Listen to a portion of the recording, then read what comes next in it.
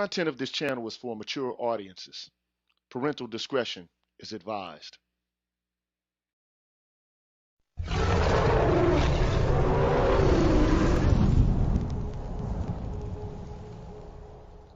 You're tuned in to the Green Gorilla channel.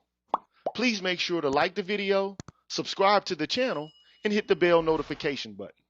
And please, feel free to share the video. Thank you.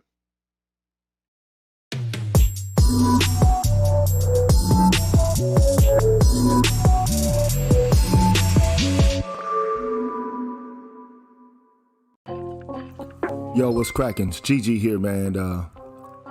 Tuned in to the Green Gorilla channel. It's the place where black men can express themselves freely, straight up with no chases, man. And before I get things started, as I always do, I want to give a shout out to you hating ass motherfuckers out there, man. I hope y'all having a good afternoon. And if you can, please, when you come in, man, make sure you hit the like button, subscribe button, and the bell notification button so you can stay abreast of what's going on here on the Green Gorilla channel. Next part of the program is to shout out all of the members of the Green Gorilla channel, the people who helped me pay the bills and to keep things going the way that they should. So I want to give a shout out to Pulpit 28, Lee Ways, No Sleep, Broken Blade, Mr. King, Black Men Being Brutally Honest, Larry R, Seth's Son, Michael Ross, and Divine Love Ridge. Big up to those gentlemen. Big up to Afro Troop TV, Show Me, Brotherly Love, J. Cleveland Green, Spain Man, Ben Cannon Kenton, Seventh Coast Dojo, Apex Prowler, Anthony Davis, I'm Just Jules, and Blacksword 404. Big up. Big up to An Honest Look, Sherlin Woe, Ricky Dawson, Stefan, Julius Ferguson, Lord Hamal, True 7360, Mr. Me Too, Call for President, Superman's Cape, and Gold Professor. Big up. Big up to AKs and Curtains, H-Town, Roguish to Billmonger, BD Main, Adrian Thomas, Electrician 480, Binga, Cutting Up with the Jones, Zanco, D. Scott, and Path Guy. Thank you. Big up to Pete Rock, Aaron Peters, Barnolas, Dardar, Vincent Lindsay, Beautiful Trauma, Quiz the Poet, Black Wizard, Jaztec, Shadow Observer, and Sugar T. Big up. Big up to Artist and MC, Troy Warren, Mrs. KP Bailey, Alan Wiley, The Face, Life of Commerce, Dream Lit, A. Wilson's Ghost, Timothy Blewett, Jeffrey Speed, and Marvin Battle Jr. Big up. Big up to Adam, BGS Ibmore, Ignatz Mouse, Brian Peaks, Papadita, Scott Haywood, Black Uru, Dr. Tree, Leroy Honeycutt, 77 Base X, and Brian McMurray. Big up. Big up to K-Ron S, Charles Rogers, Rick Ross, Sandra Jean, Charles Gilmore, Greg, Barry Little, Mr. Valentino, Cameron 87, Dr. Rock, and Mark Swift. Big up. Big up to Odd Collar, Donald Watts, Coach Hotep, Old So Chief, Mr. Blue Collar, TD Hip Hop Media, Drew Main, Mr. Heat, Sir Anthony, MLR, and Universal 178. Big up. Big up to Rasheed Barnes, Aaron Smith, DH, Red Pill Revelator, Aaron Infinite, Dr. Tiasan Johnson, Kalon Jakala, Hostile Adept, and WPR1. Big up to those brethren and gentlemen, and I can't forget Forrest Windu, David Carroll, and that boy Kevin Samuels, man. Big up to those gentlemen who exist now in an ethereal plane. I'd also like to give a shout out to Chris Flowers, Christopher Burton, Daxby, J Live, Rashawn Phillips Sorrells, Keith Bass, Nick, Albert C., Dr. Ben Vincent, J. Cleveland Green, I'm the Light of My Father, Waffle Weave, Tyrone Hampton, Darnell Smith, Excalibur, Pursuer Prisoner, Taz, Dragon 59, J. Bailey, Mr. Michi, Mo Mal, and the Sangwa. Thank you for being dedicated members to the Green Gorilla channel. And please, man, if you like the content, man, consider a membership with the Green Gorilla channel, either on YouTube or becoming a Patreon patron. We greatly appreciate it. But if you're looking to do so by means of YouTube, here's how you do it. And after that, we'll be back with the rest of the show, man. What's good, everybody? I'm the G with a PhD, and you're tuned in to the Green Gorilla channel, the place where black men can express themselves freely, straight up, no chaser. Today, I want to introduce you to my new membership program that consists of 5 levels where you can invest in the Green Gorilla channel on a monthly basis and receive level-specific perks. Memberships are special because they improve the quality of the content of the channel and will help me to be able to keep the channel going. Now, to participate in the Green Gorilla channel membership program, all you have to do is hit the join button, which is located right next to the subscribe button on my channel page. Now, for all of my subscribers who decide not to participate in my membership program, nothing will change. The content will keep coming the way it always has. Thanks for watching, and be careful out here, people. Bless. What's good, everybody? I'm GG. You're tuned in to the Green Gorilla channel. It's the place where black men can express themselves freely with no chasers. And so what I mean by that is no chasers. And so a lot of people get offended by some of the things that are said here, but this is a trigger warning just to let you know that some of the things that you hear here may be offensive to some.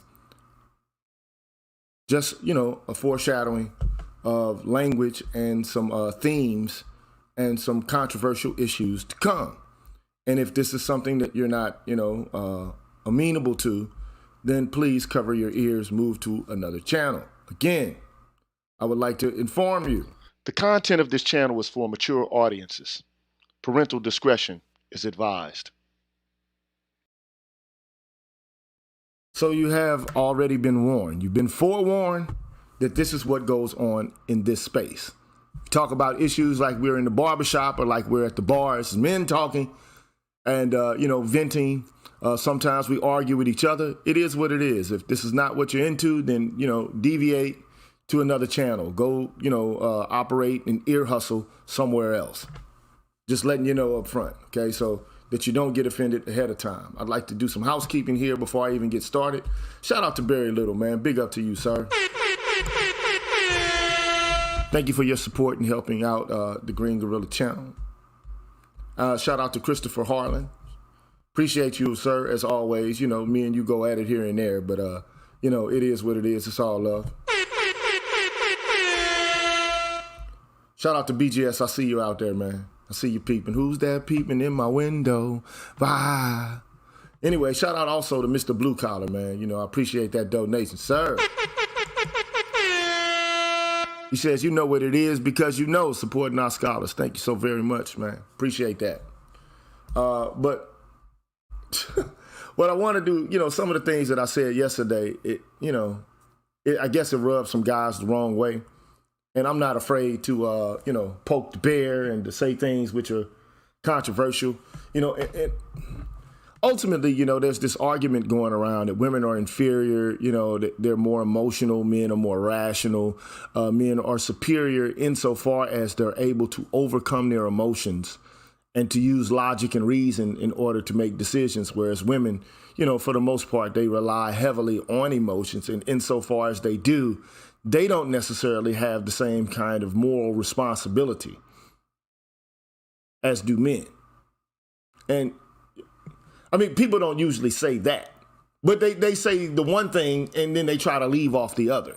And my viewpoint on it is, if it's the case that women don't have the capacity to overcome their passions, to subdue them, so to speak, because they are in a natural condition where it can't be done, then they can't actually be held responsible for the things that they do.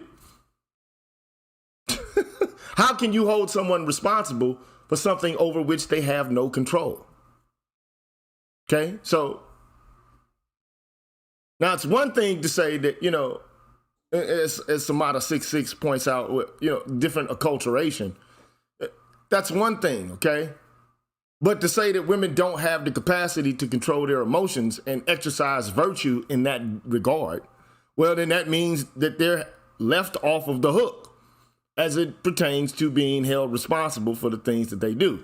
Like an infant, a toddler, which is still considered to some to be an infant.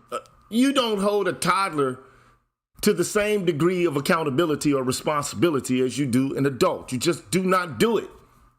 You don't do it. And there's a reason why you don't do it, because they haven't developed their rational faculties sufficiently in order to make competent decisions as an adult, because they don't have experience, practical wisdom. They don't have it.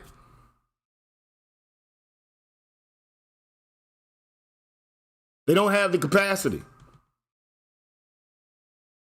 But, you can't lament a lack of accountability in women if you do not treat them as adults. You cannot do it.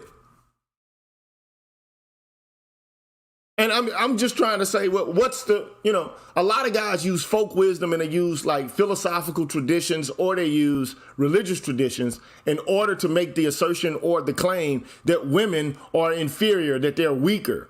Well, they might be physically weaker, but that doesn't necessarily mean that they, that they don't have the capacity to exercise virtue as men do. I mean, I know some cowardly men and I know some courageous women. It just is what it is. Because, I mean, quite frankly, I know you might not like to hear this, but, let's just be frank about it, man. Some of you niggas are bitches, too.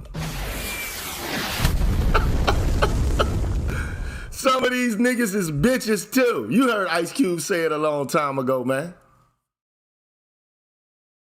But, and I have an analogy that I would like to use. You remember the old cartoon from back in the day? The cartoon is called Baby Bugs Bunny. I think that's the name of it. It's entitled Baby Bugs Bunny. Or Baby Buggy Bunny or something like that. I don't know, man. Look, but hold on, that's not what I want to do. Hold on, that's not what I want to do. Let me go back to the base scene.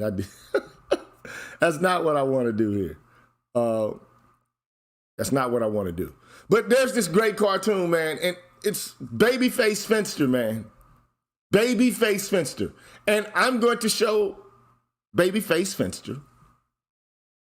And to me, it's analogous to how men, treat women to some degree. And even some of, you guys here. As a natural result or consequence of your attitude towards their inferiority.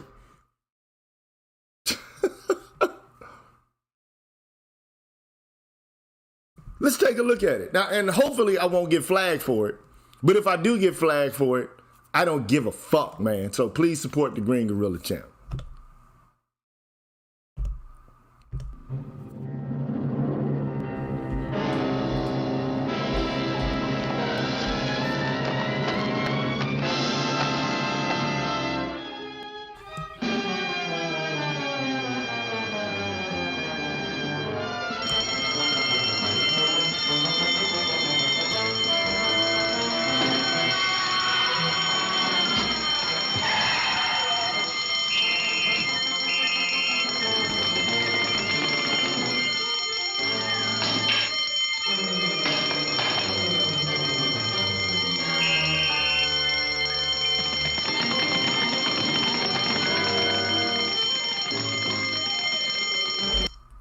Now, there are several reasons why this is genius. The people at Warner Brothers back in the day when they used to make cartoons, these cartoons were works of art.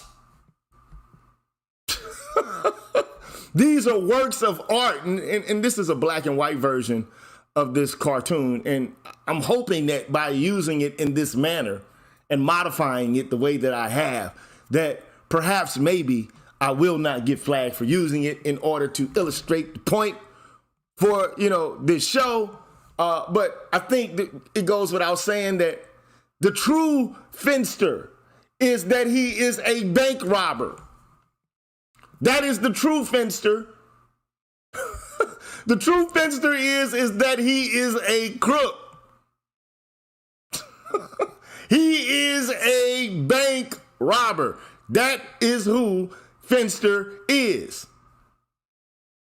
However, as you can see in the scene that I just showed, all of the people who are supposed to put Finster in jail run right past him because he looks like an innocent infant. He looks like a baby.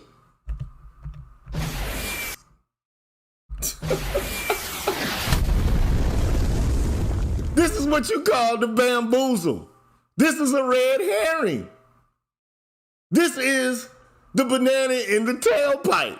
He has put on the character and the disposition of an infant. He is performing as an infant, but he is not an infant. Let us resume this here.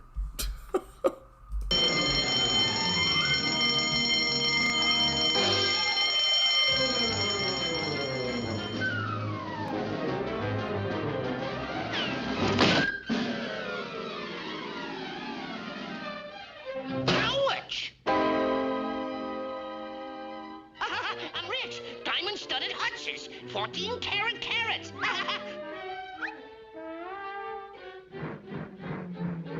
We're in the money. We're in the money. La-da-da-dee-da. What's up, pediatrician? Dear kind rabbit, please take care of my baby's name's Finster. And you must have broken heart. Oh, the poor little foundling waif.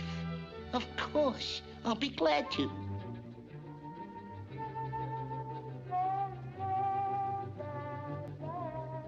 Now you wait just a minute, Finster, and Uncle Bugsy will get you something to play with.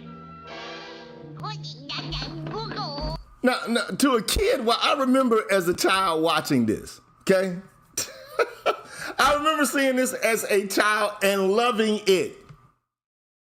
Because Finster is able to let on as if he is an innocent infant, all the while concealing the fact that he is a dangerous, gun-toting bank robber. And any kid that sees this will be filled with glee because they themselves, even children, to some degree or another, know that they're able to use the powers of their childishness and infantile situation against adults. They know how to play adults.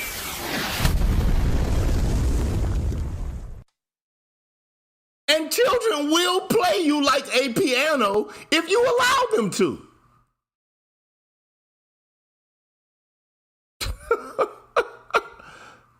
They will play you if you allow them to. They know how to weaponize weakness and tears against their own parents.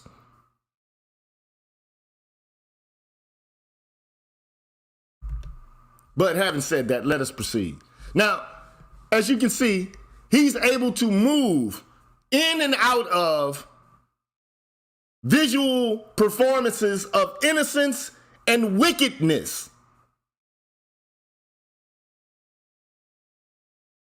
Innocence, wickedness. He oscillates back and forth. But his true character is that he is a criminal, gun-toting bank robber. That is who he is.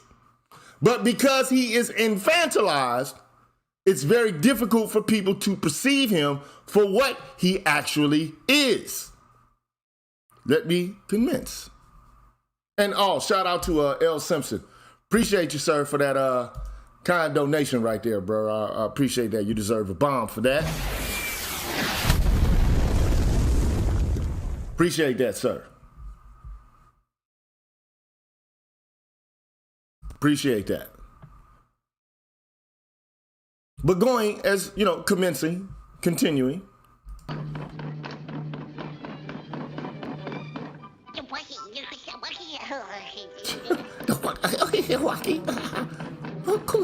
Yes, here it is. Hey, kid, how do you like the... Finster! No. You mustn't play with the money. It's very dirty.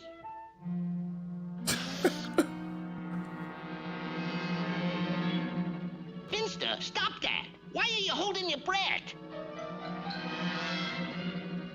Okay, kid, okay. Here you are.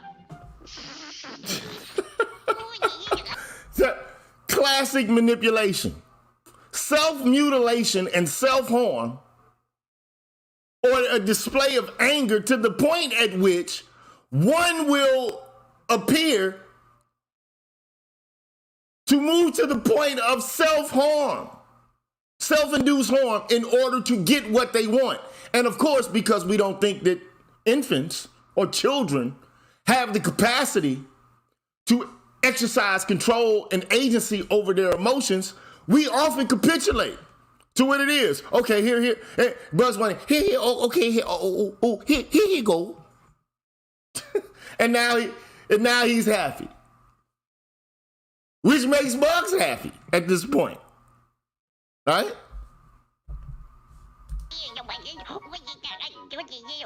Gosh, don't do that again. You had me scared. Don't do that again. You had me scared. Don't hurt yourself. I can't bear to see you hurt yourself.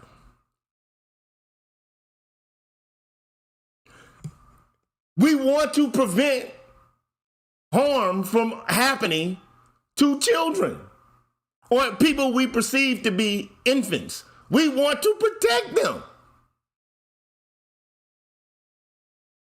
Right? That's what we want to do. We want to protect babies. That's our impulse. Protect babies. Let us proceed. Finster, here's your formula. Finster! Finster! Finster! Where are you? Gucci! Okay.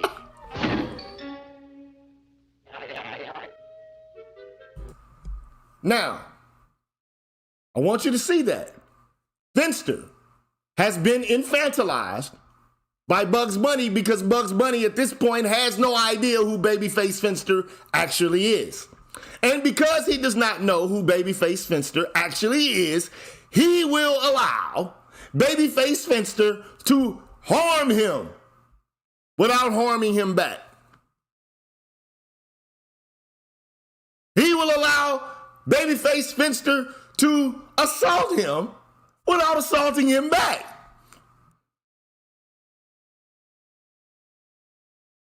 Let us commence. Finster, you come back here. Aren't you ashamed? Baby, aren't you ashamed? Finster?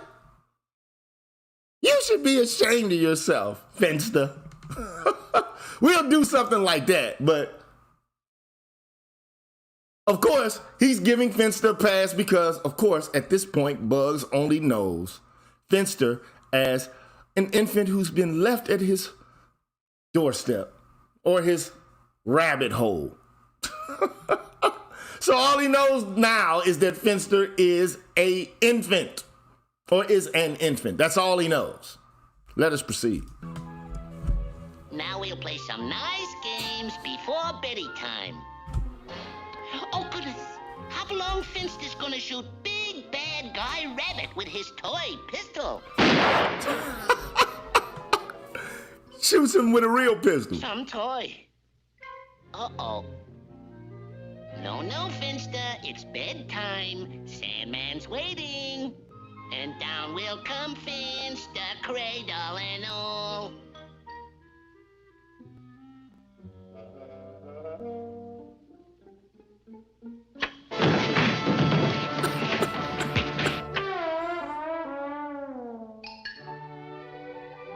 Knocked the shit out of his head with that, that bat.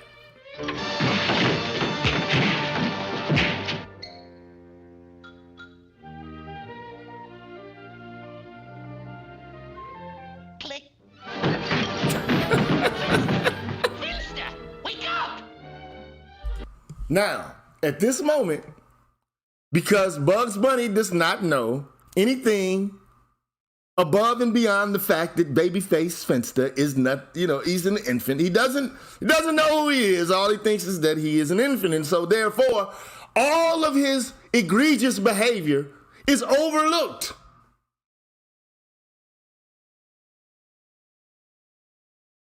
It's not perceived as being pernicious. It's just, childish mistakes, things that you can't really blame him for, because after all, he's not really an adult. He's not a responsible agent. He can't be held accountable for what he's doing. Let us proceed. Oh, shucks. What a cutie. Oh, and notice how after he just beats the shit out of Bugs Bunny with a baseball bat, he moves back into in and out of performances of infantile behavior versus pernicious behavior, because we know at the end of the day, all Babyface Finster wants is the bag. Because the bag has the money that he robbed the bank with, or bank for, rather. Okay?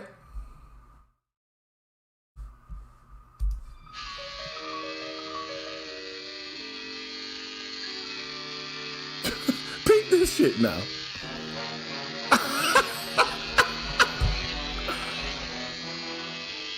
Finster shaving at him? This is the point where Bugs is like, hold on, wait a minute. Finster shaving? Finster with a tattoo? Bugs is look at his face. He's in disbelief. I can't fucking believe it.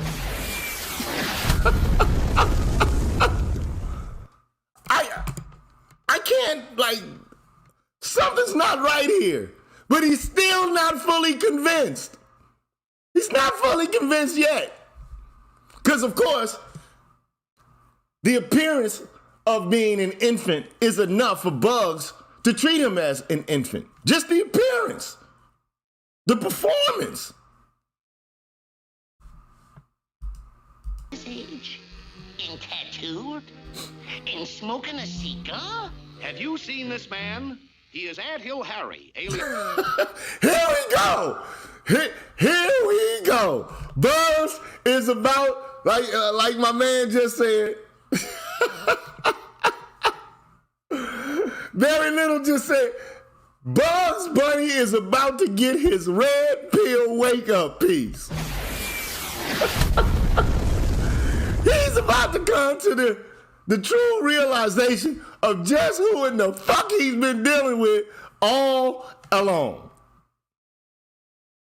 This baby-faced finster, notorious bank robber believed to have perpetrated the daring last National Bank holdup this morning. He is 35 years old, stands... Oh, Finster. Oh, Finster, baby. Now, at this point, Bugs is not under the spell. He's not under an enchantment or a charm anymore. At this point, Bugs doesn't give a single solitary fuck.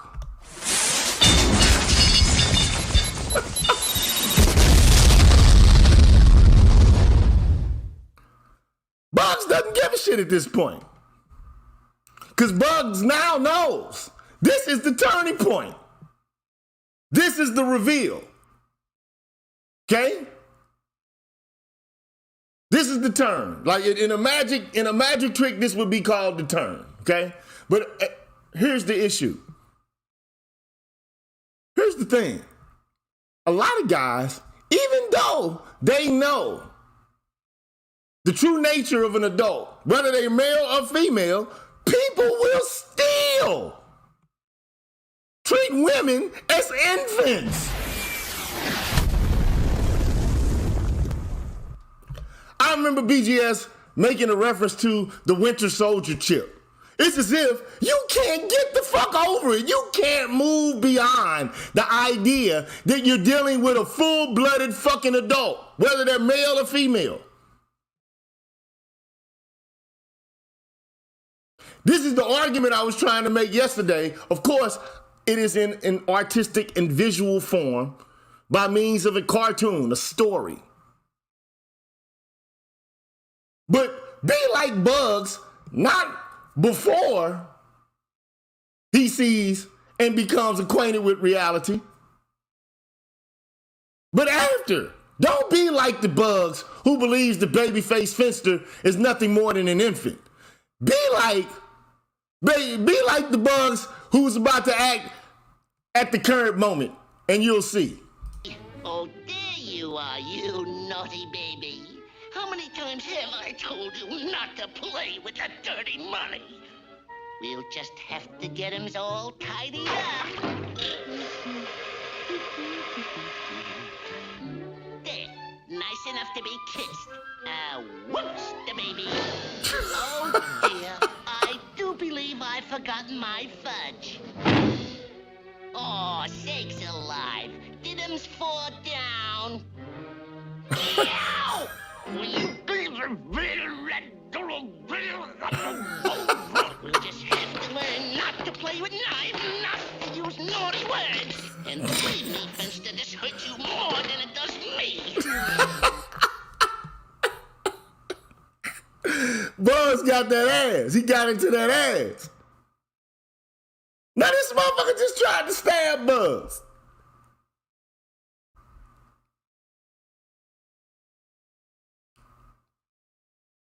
Just tried to stab him. So Buzz laid that discipline down. Now, I'm not encouraging men to go out and, to assault anybody. That's not the issue here. All I'm saying is that there's a difference between appearing to be infantile and being actually infantile and not being able to exercise agency.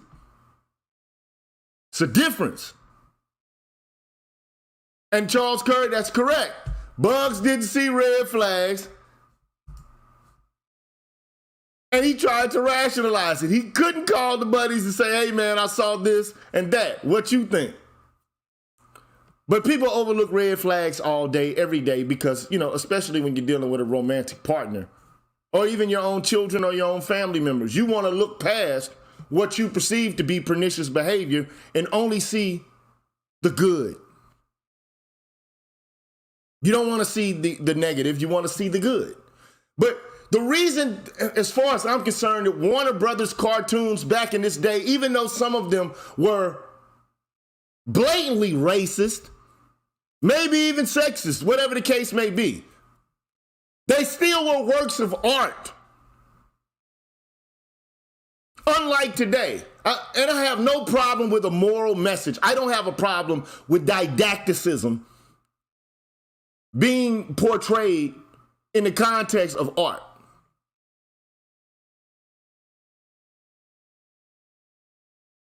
I don't have a problem with, didactic lessons being given through the form of art. However, it becomes a little overbearing when the message is only of a singular kind, like diversity, representation, which within moderation is acceptable.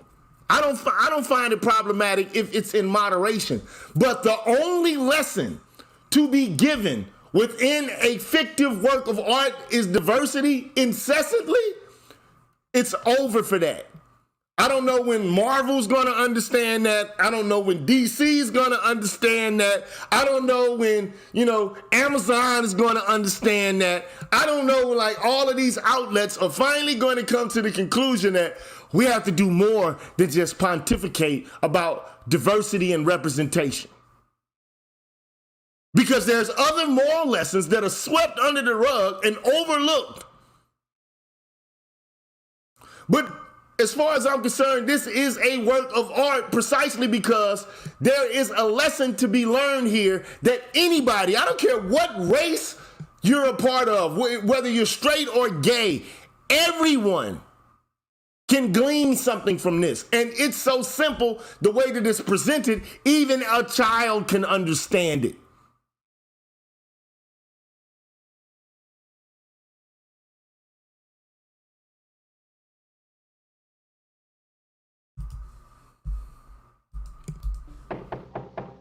See who it is, Clancy. Yes, what is it now?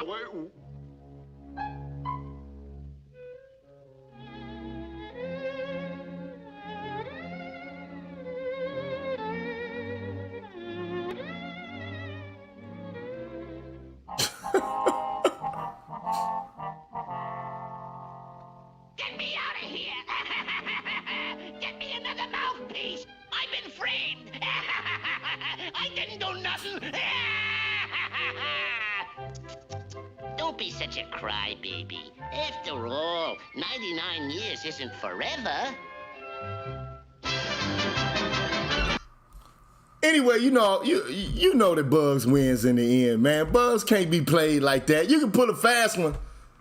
You can fool some people some of the time, but you can't fool all the people all the time. You definitely can't fool Bugs, man. Bugs is the trickster, the Brer Rabbit.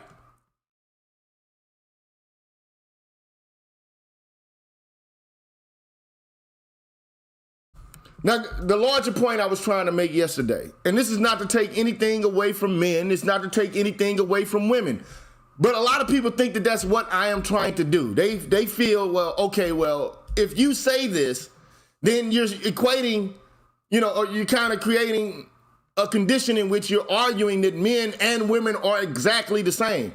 That's not what I'm saying. That's not what I'm saying. I do believe that men and women in certain respects are different. However, as it pertains to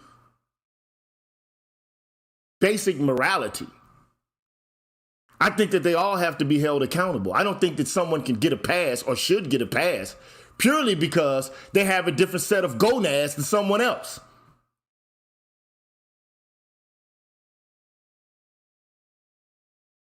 I don't. And again, as I will show,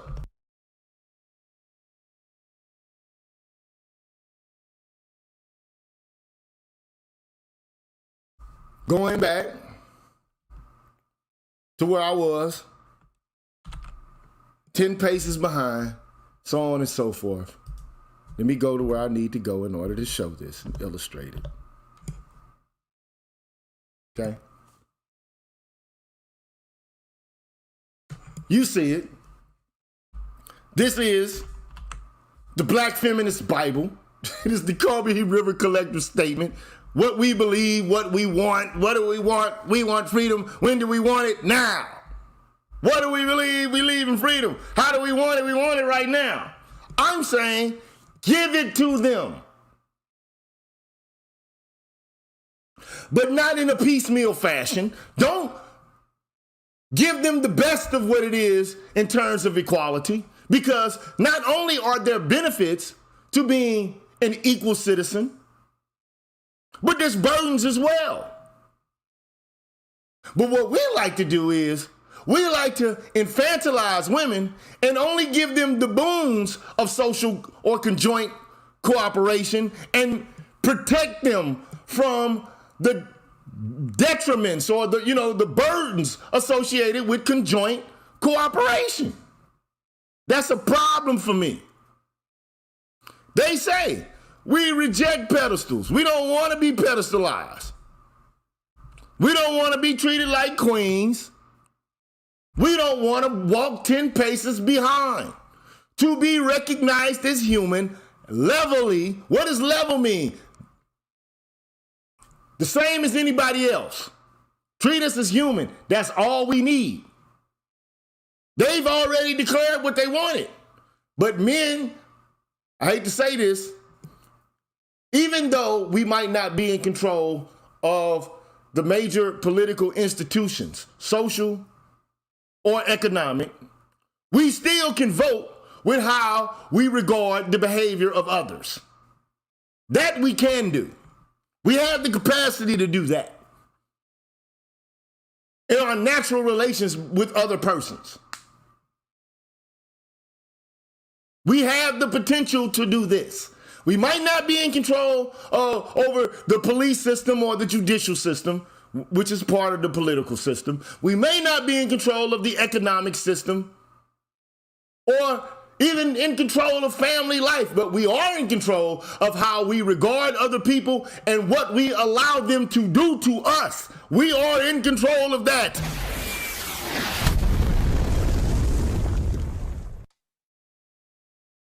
That we are in control of. You are in control of whether or not you infantilize an adult or whether or not you treat them as an adult, especially since they act as if they want to be treated like fucking adults. So treat them like goddamn adults.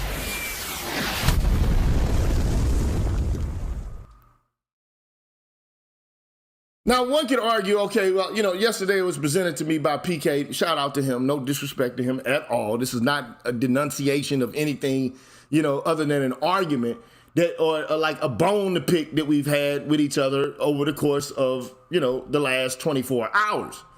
But generally and typically we are in agreement on a whole host of matters.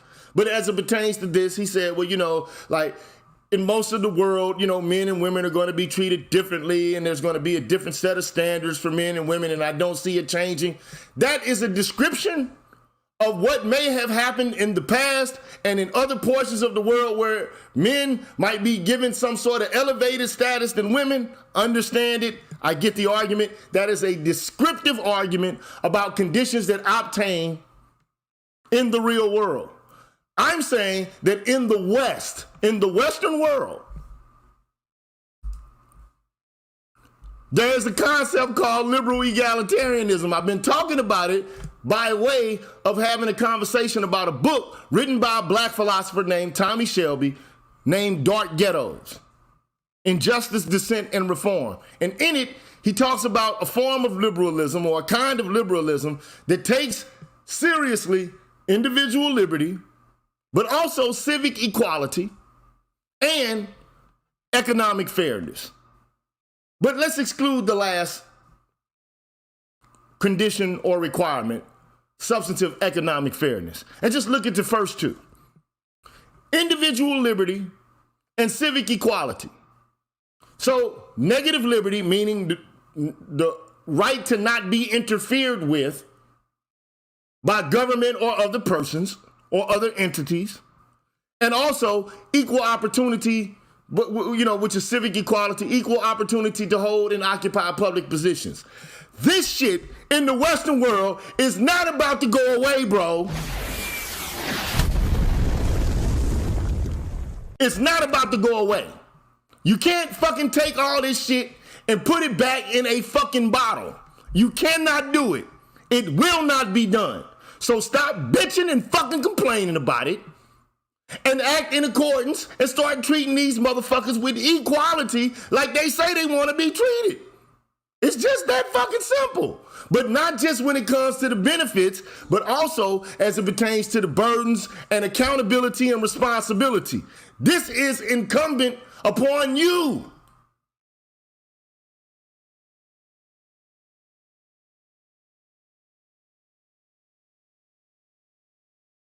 So stop the motherfucking I'm a provider, protector type bullshit. But a lot of you can't do it because you got that winter chip soldier in your motherfucking back and it keeps getting charged up.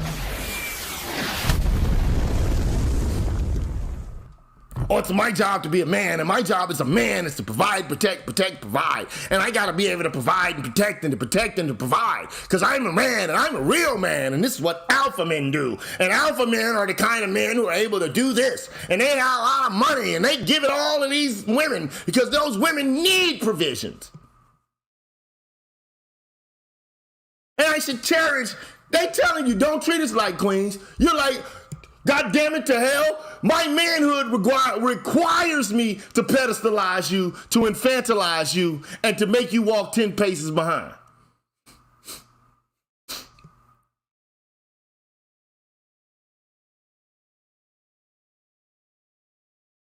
And even men who are activists for women's causes and so on and so forth, these guys infantilize them as well and try to come and rush in and protect them.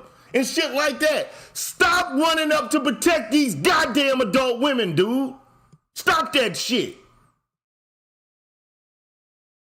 Oh, I'm a Captain Save a motherfucker. I'm gonna come in. I need to make sure that they're okay. I gotta come in. I gotta rush in right now.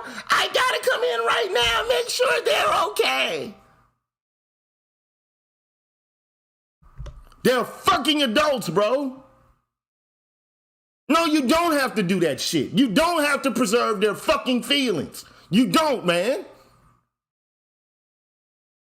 It's part of the problem. Now, I'm not saying you should not, if you're in a partnership with a woman, if that's your girlfriend or your wife or your fiance or your mother or your daughter, I'm not saying you don't help them and contribute towards, the enhancement of both of your lives through acts of kindness and things of that nature. That's not what I'm saying, bruh. But what I am saying is stop infantilizing grown-ass women. Stop it, man. Because what's going to end up happening to you is you're going to get burnt out emotionally. You're going to become exhausted.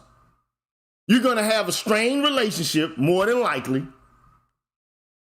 You're going to have financial strain and financial loss trying to make sure that they're provided for on all occasions. Now, I'm not saying if there's a crisis situation and you need to offer some help or something like that you don't do it. But this whole notion that, I got to do everything.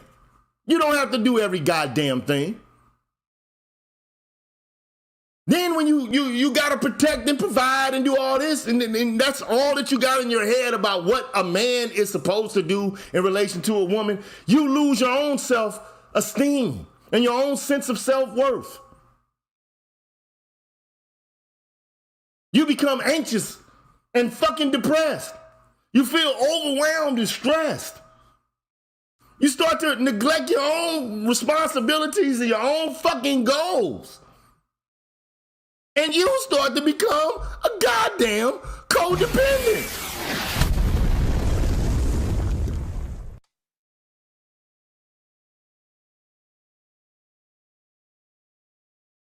You forget how to set boundaries.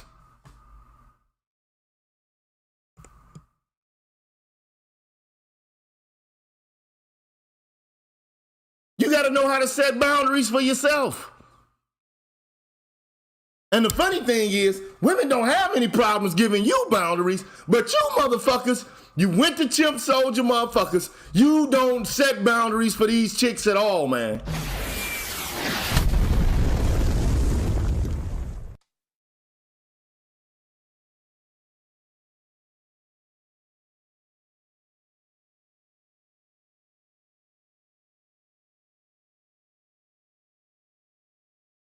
And this is deeper, man, well, I just don't deal with feminists. Because by and large, man, look, you live in a society where feminism is the predominant norm as it pertains to political equality amongst men and women. You can't put this shit back into the fucking bottle, nigga. It's all over the floor. It's spilt milk. You can't put it back in the goddamn gallon, bro. The milk canister. It's a wrap for that. It's done with that. You can't. There's a poem called the Rubaiyat. There's a line saying, you know, the written finger writes and moves on.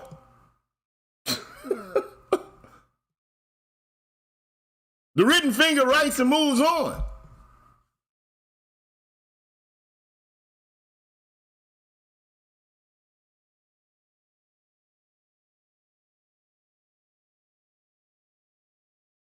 The moving finger writes and having writ moves on. Nor all thy piety nor wit shall lure it back to cancel half a line, nor all thy tears wash out a word.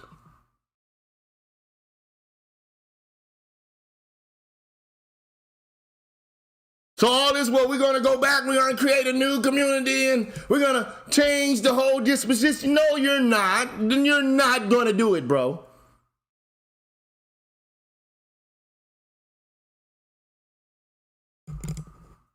No.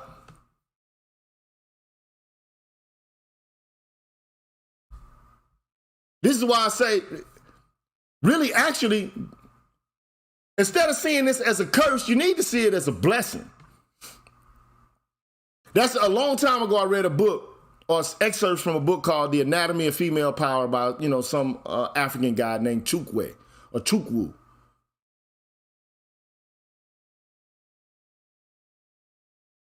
And in that text, you know, he's like, look, man, you got machos, which is what a lot of guys in the manosphere and all these dating sites where, you know, they talk about being alphas and all this kind of shit.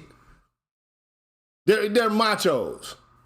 And really, actually, what machos do is they work in service of the fucking queen bee, man. That's what they do. I gotta provide and protect. I'm a real man. I provide and protect because I'm a man. And that's what a man does. And I'm a man. And I'm gonna give her all my money, all my time. Who's the puppet master?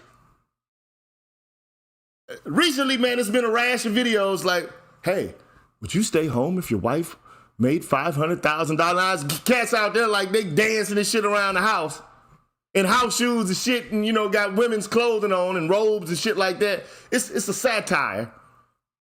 But the point is, like, come on, man. If you can get it to where you don't have to do shit but sit in the crib and live a life of conspicuous consumption and get that, be passive aggressive and play baby finster games and shit like that, who wouldn't do it?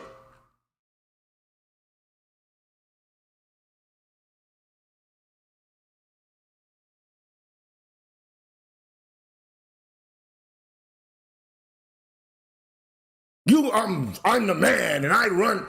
Niggas is begging to be in a predominant position so they can be in a subdominant position, and as it pertains to being self-sacrificial and shit. Explain how to me that fuck that shit's supposed to work. I'm gonna dominate you so I can give you all my fucking money. You ain't got to do shit but sit there and shake your ass and look pretty while I go out here and bust my fucking ass off. You ain't got to do shit but just sit back and chill and cook for me like for 2 hours out of the fucking day. That's all you gotta do. And niggas like, that makes me a man. I'm a man because of that. You a goddamn fool, nigga. You Bugs before he understood the babyface Finster was a goddamn bank robber.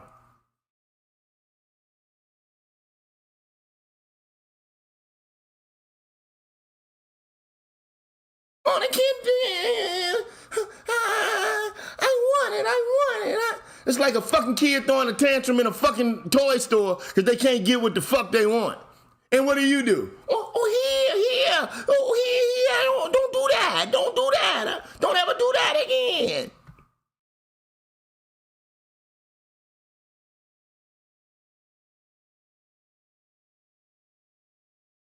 We reject pedestals, queen hood, walking 10 paces behind, but you motherfuckers, all you doing is dying to pedestalize, put them in the queen hood, and make them walk 10 paces behind.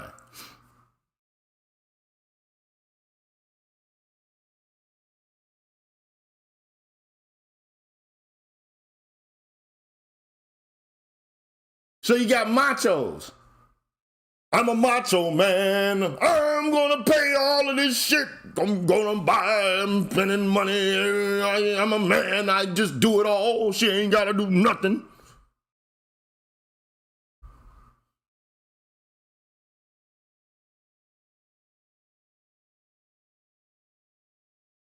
You got mushos who just, I believe that everything that women want politically they should get. No, not that either. It's one thing to say that we're equal. It's another thing to say you're going to give them whatever the fuck they want.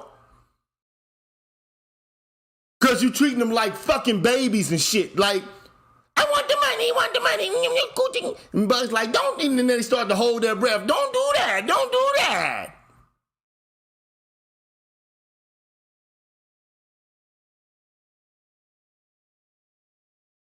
You got machos who think they run shit, but actually they getting ran. You got mushos who are blatantly getting run. Basically, in a, like Bugs prior to, like understanding what the fuck is going on. Just like, well, whatever the baby wants, he gets. Then you got a masculinist who people say, oh, well, that's just the patriarchy. That's, I don't want the patriarchy. Fuck all that shit. I'm saying treat these motherfuckers just like anybody else, man. No privileges, no none of that shit. I've heard people say, well, we need to change the landscape of the world. We need to adapt it like women are handicapped or some shit. Because they can't do what men can do. So we need to adjust the world, like change the geography of the world, remap our geography, our architecture, our infrastructure to make everything just like more palatable to women.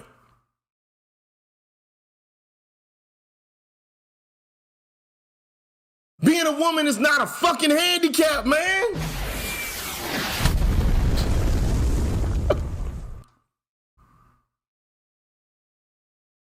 And this is the thing, man. Like, I know this is getting on some people's nerves or whatever the case may be, man. I'm telling you, man, stop being Bugs Money prior to knowing who the fuck Babyface Finster actually is.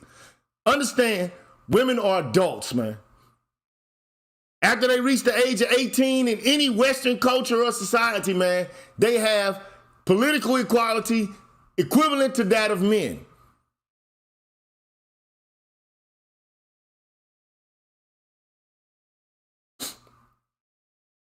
Stop treating them like fucking babies. That's all I'm saying. You're not babies, bro. They'll turn that baby shit on when they want something. Or throw that ass at you if they want something. Start rubbing their ass all up on you. If another chick looking at you, or if you do something that they pleased with, now they all up in your face smiling and shit like that. But they know how to play the coochie goo goo coochie. They know how to play the baby game with your ass. They know how to oscillate back and forth between nice and nasty in order to flip the switch in you.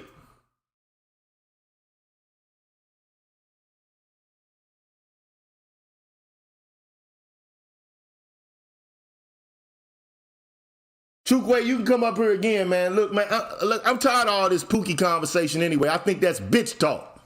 I think that's pussy ass talk for a nigga who can't get his dick wet. That's how I feel about Pookie language. I already said what the fuck I thought it was.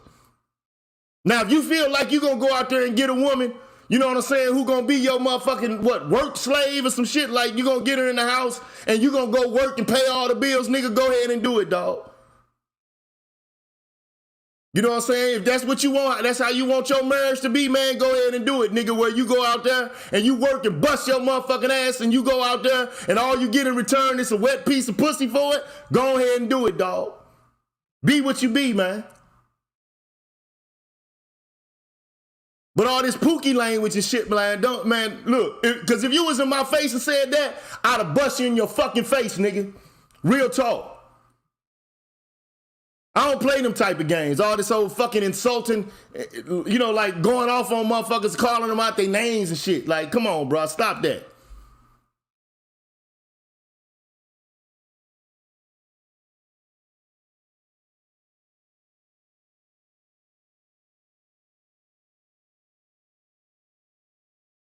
I tried to trace evolutionarily how men and women have always worked. This whole concept of, I got me a bougie wife where it's one income. Most white people don't live like that. How many white people in the Western world just like exist in such a way that the male goes out and makes money and the woman stays home and does nothing but fucking Martha Stewart shit? Who does that? How many white motherfuckers do you know? How many white women do you see getting in their fucking car, going to work every goddamn morning? What, you gonna try to put every last woman in the United States in a fucking hijab and put them in a motherfucking, you know, lock them away and shit while you go outside?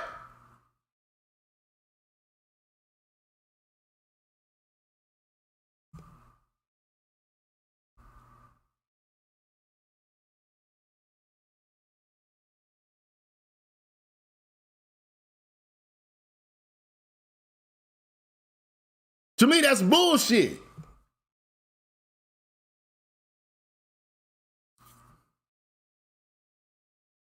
I'm about to just go out and, you know, I'm gonna risk my life and limb all day, every day. And if that's what you want a motherfucking obedient bitch, that's on you, dog. If that's what you want, nigga, that's on you, bro.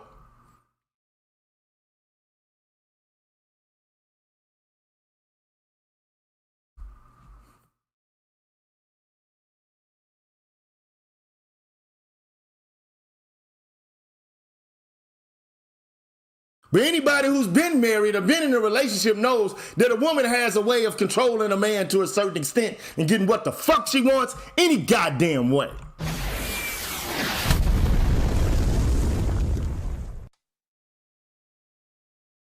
And I dare any motherfucker to tell me different. Half of you niggas can't deal without pussy for 2 weeks for you to start losing control over your own goddamn faculties.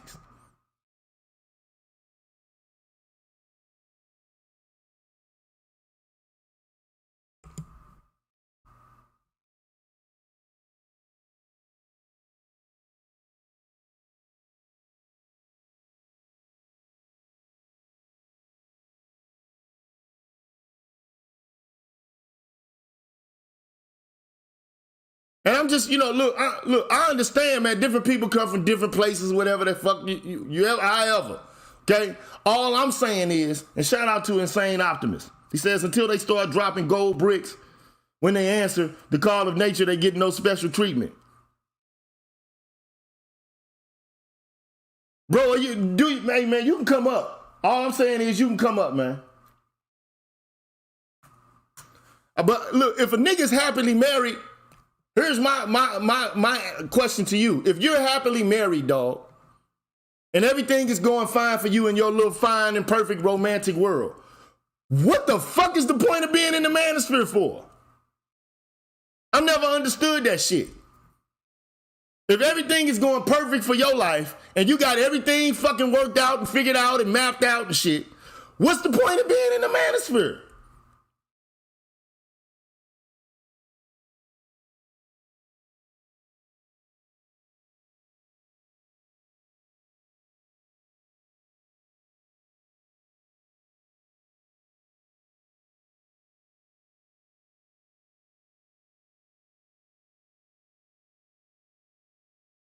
I mean, no disrespect. I'm just like, if you got all your shit locked tight, Trump tight, why are you here?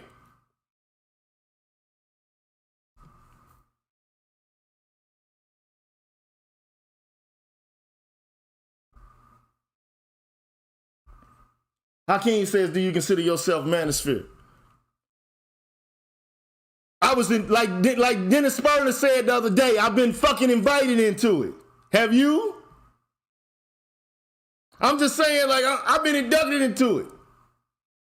And I understand, you know, like, hey, he says my talking points are more pro. I just been added to it. I don't like to talk about women issues all day long. I don't like to do that. Because niggas in the manosphere, to me, a lot of you niggas are weirdos. I'm just going to keep it, like, for real.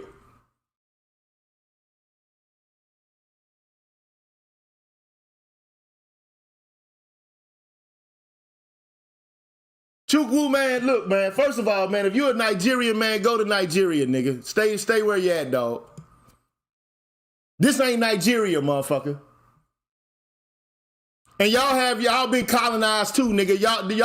Y'all judges and shit still wearing wigs. Like they white boys and shit. Come on, man. Don't. And if you want to try me on any philosopher, if you want to challenge me on any philosopher in particular, whatever time you want to do it, dog, let's do it. You want to talk about the pre-Socratics, Anaxagoras, Anaximenes, Heraclitus, Parmenides? Which one you want to talk about, bro? You want to talk about Plato, Aristotle? What you want to talk about? St. Augustine, St. Thomas Aquinas? You want to talk about Descartes, Thomas Hobbes, John Locke, Rousseau? Which philosopher do you want to talk about, bro? Which philosophy in general do you want to have a conversation about? You want to talk about Roman philosophy? Stoicism? You want to talk about Epicureanism? Like, what is it that you want to talk about, bro? What is it that you want to talk about related to Schopenhauer?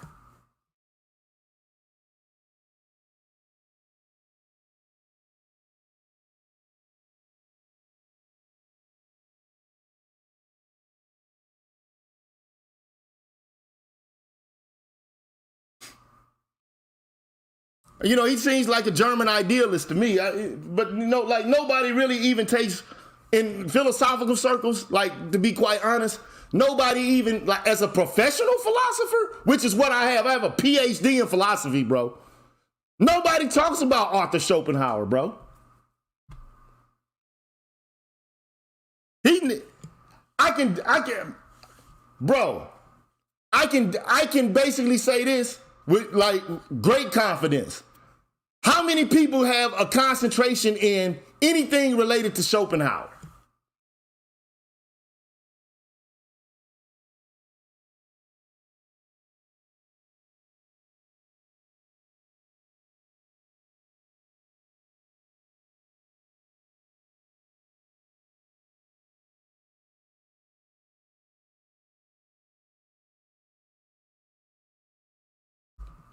Not taking anything away from them, but, like, I mean, come on, bro. Like, who studies that?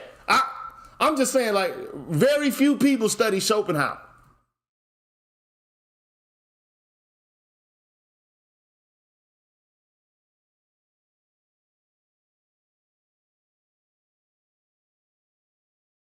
So at the end of the day, you know, my only thing is, look, bro, stop treating women like fucking infants, bro. They're not children, bro. I didn't say all the guys in the manosphere in sales, but a lot of these guys are. And a lot of guys have regressive ideas about women because they don't take them seriously, man.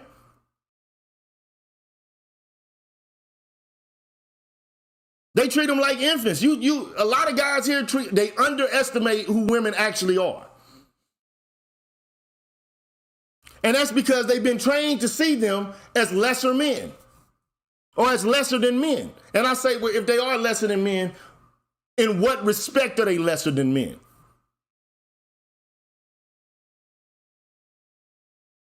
In what manner specifically are they different than men or lesser than men? Physically? Okay, well, that doesn't mean that they're necessarily mentally lesser than men. If you look at black men in the United States, I mean, shit, not to say that it's not because of systems and institutions, but black women are outperforming black men in education.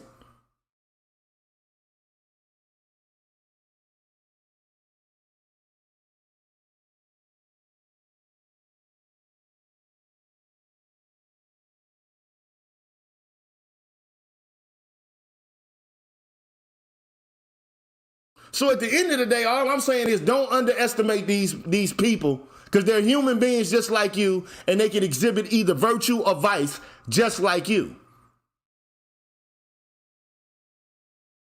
And a lot of you, like, I don't know why men are continuously saying that all these women have worthless degrees. Like, where are you getting this information from, man? Like, a lot of women have worthless degrees, and most people who attend college, quote unquote, have worthless degrees. But let's look at the truth, man. There are more women in the black community. There are more black women in STEM than there are black men. That's just a fucking fact.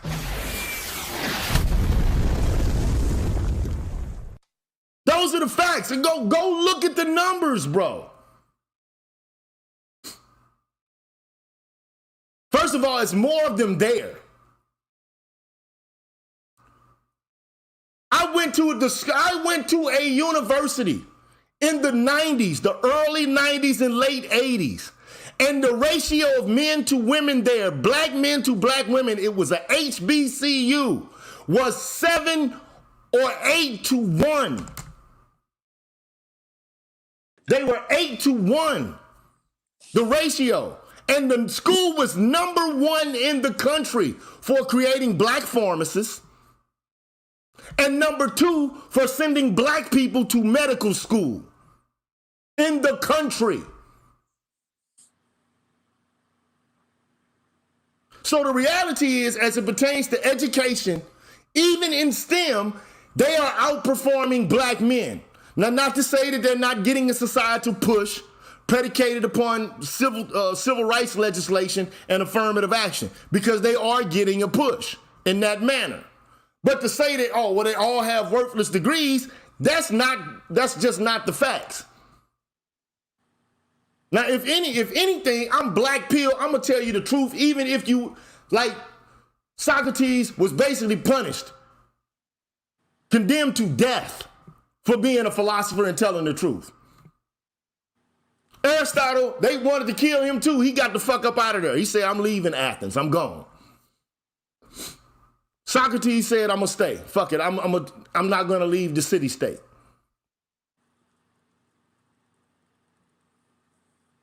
Philosophers often do get killed and murdered because people don't like what they have to say.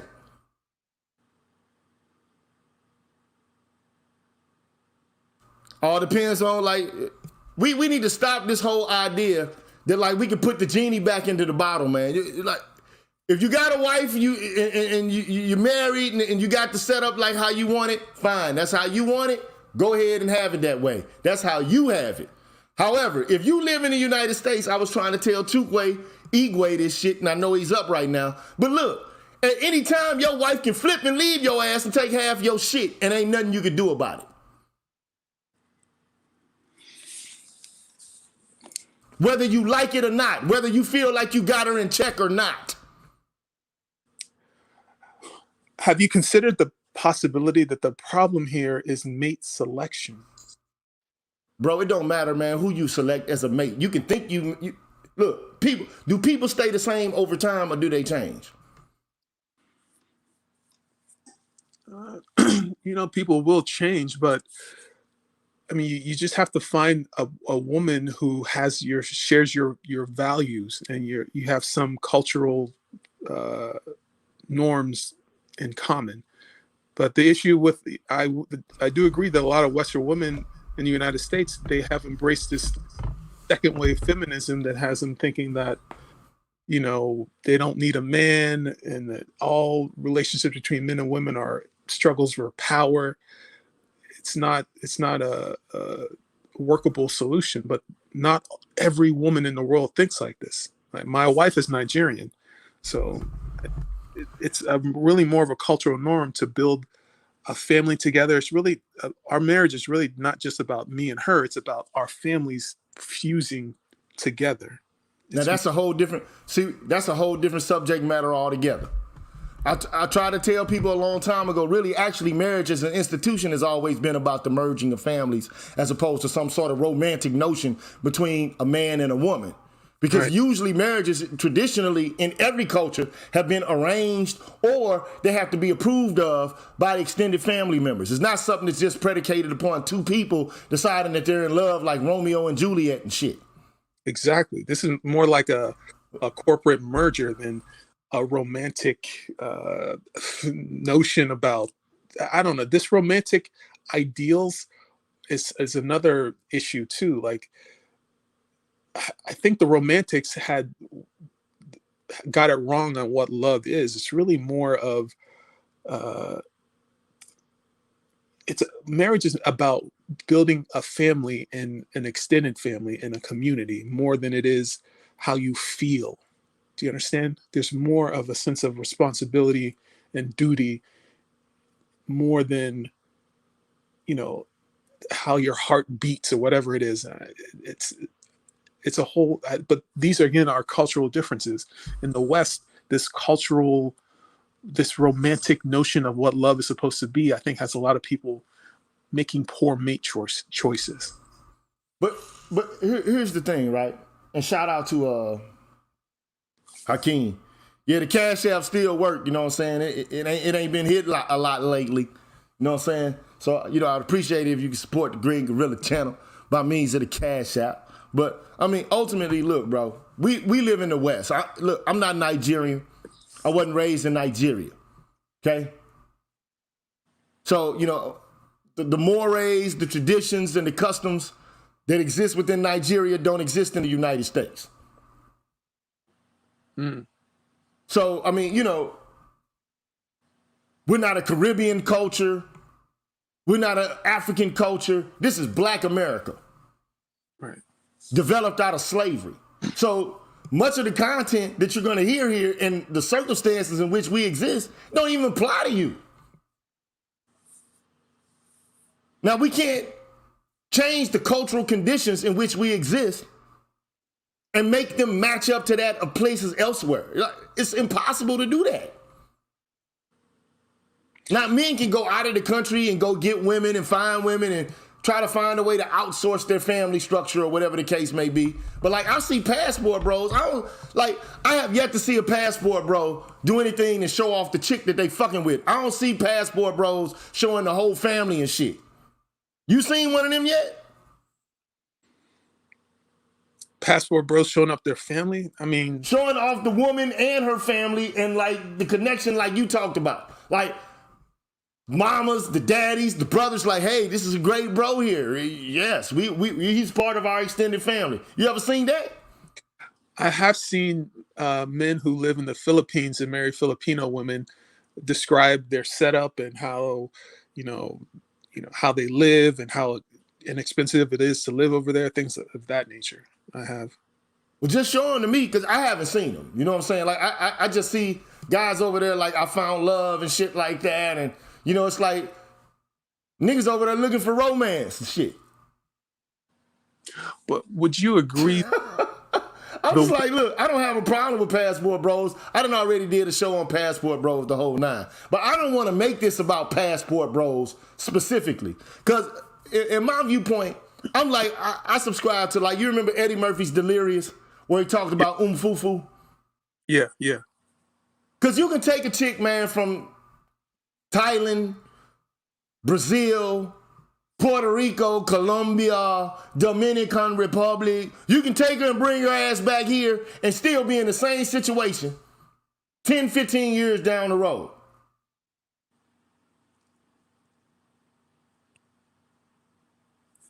I'm just saying, if you settle here in the United States. So yeah, cultural impact has a lot to do with it. But I mean, like, for guys here who have been married, been in situations, either the laws are going to have to change or men's attitude here are going to have to change. Because let's face it, most guys ain't got the bread to go looking for love in fucking Brazil, Thailand, Japan, wherever the fuck, Colombia. They ain't got the bread to be doing all that. More than 60% of black men are in the middle class. So what would stop them from doing that? I mean, just come on, man, dude. Look, just because you're middle class don't mean you got a lot of expendable income to travel. Middle class is not a lot of money. Like, I mean, you know, like, you just because you make like 60 to 100 G's don't mean you ain't got 60. You got like 60 to 100 G's free up to go travel the world. I mean, you got taxes, you got car notes, you got lights, utilities, you know what I'm saying? You got credit card payments, you got insurance and all kind of shit to take care of. A lot of these guys got kids, they got child support payments and shit. Not to say it ain't possible, but I mean, for some guys, this shit is out of reach. Not all guys. You're talking high six figures minimum. Well, I mean, not necessarily.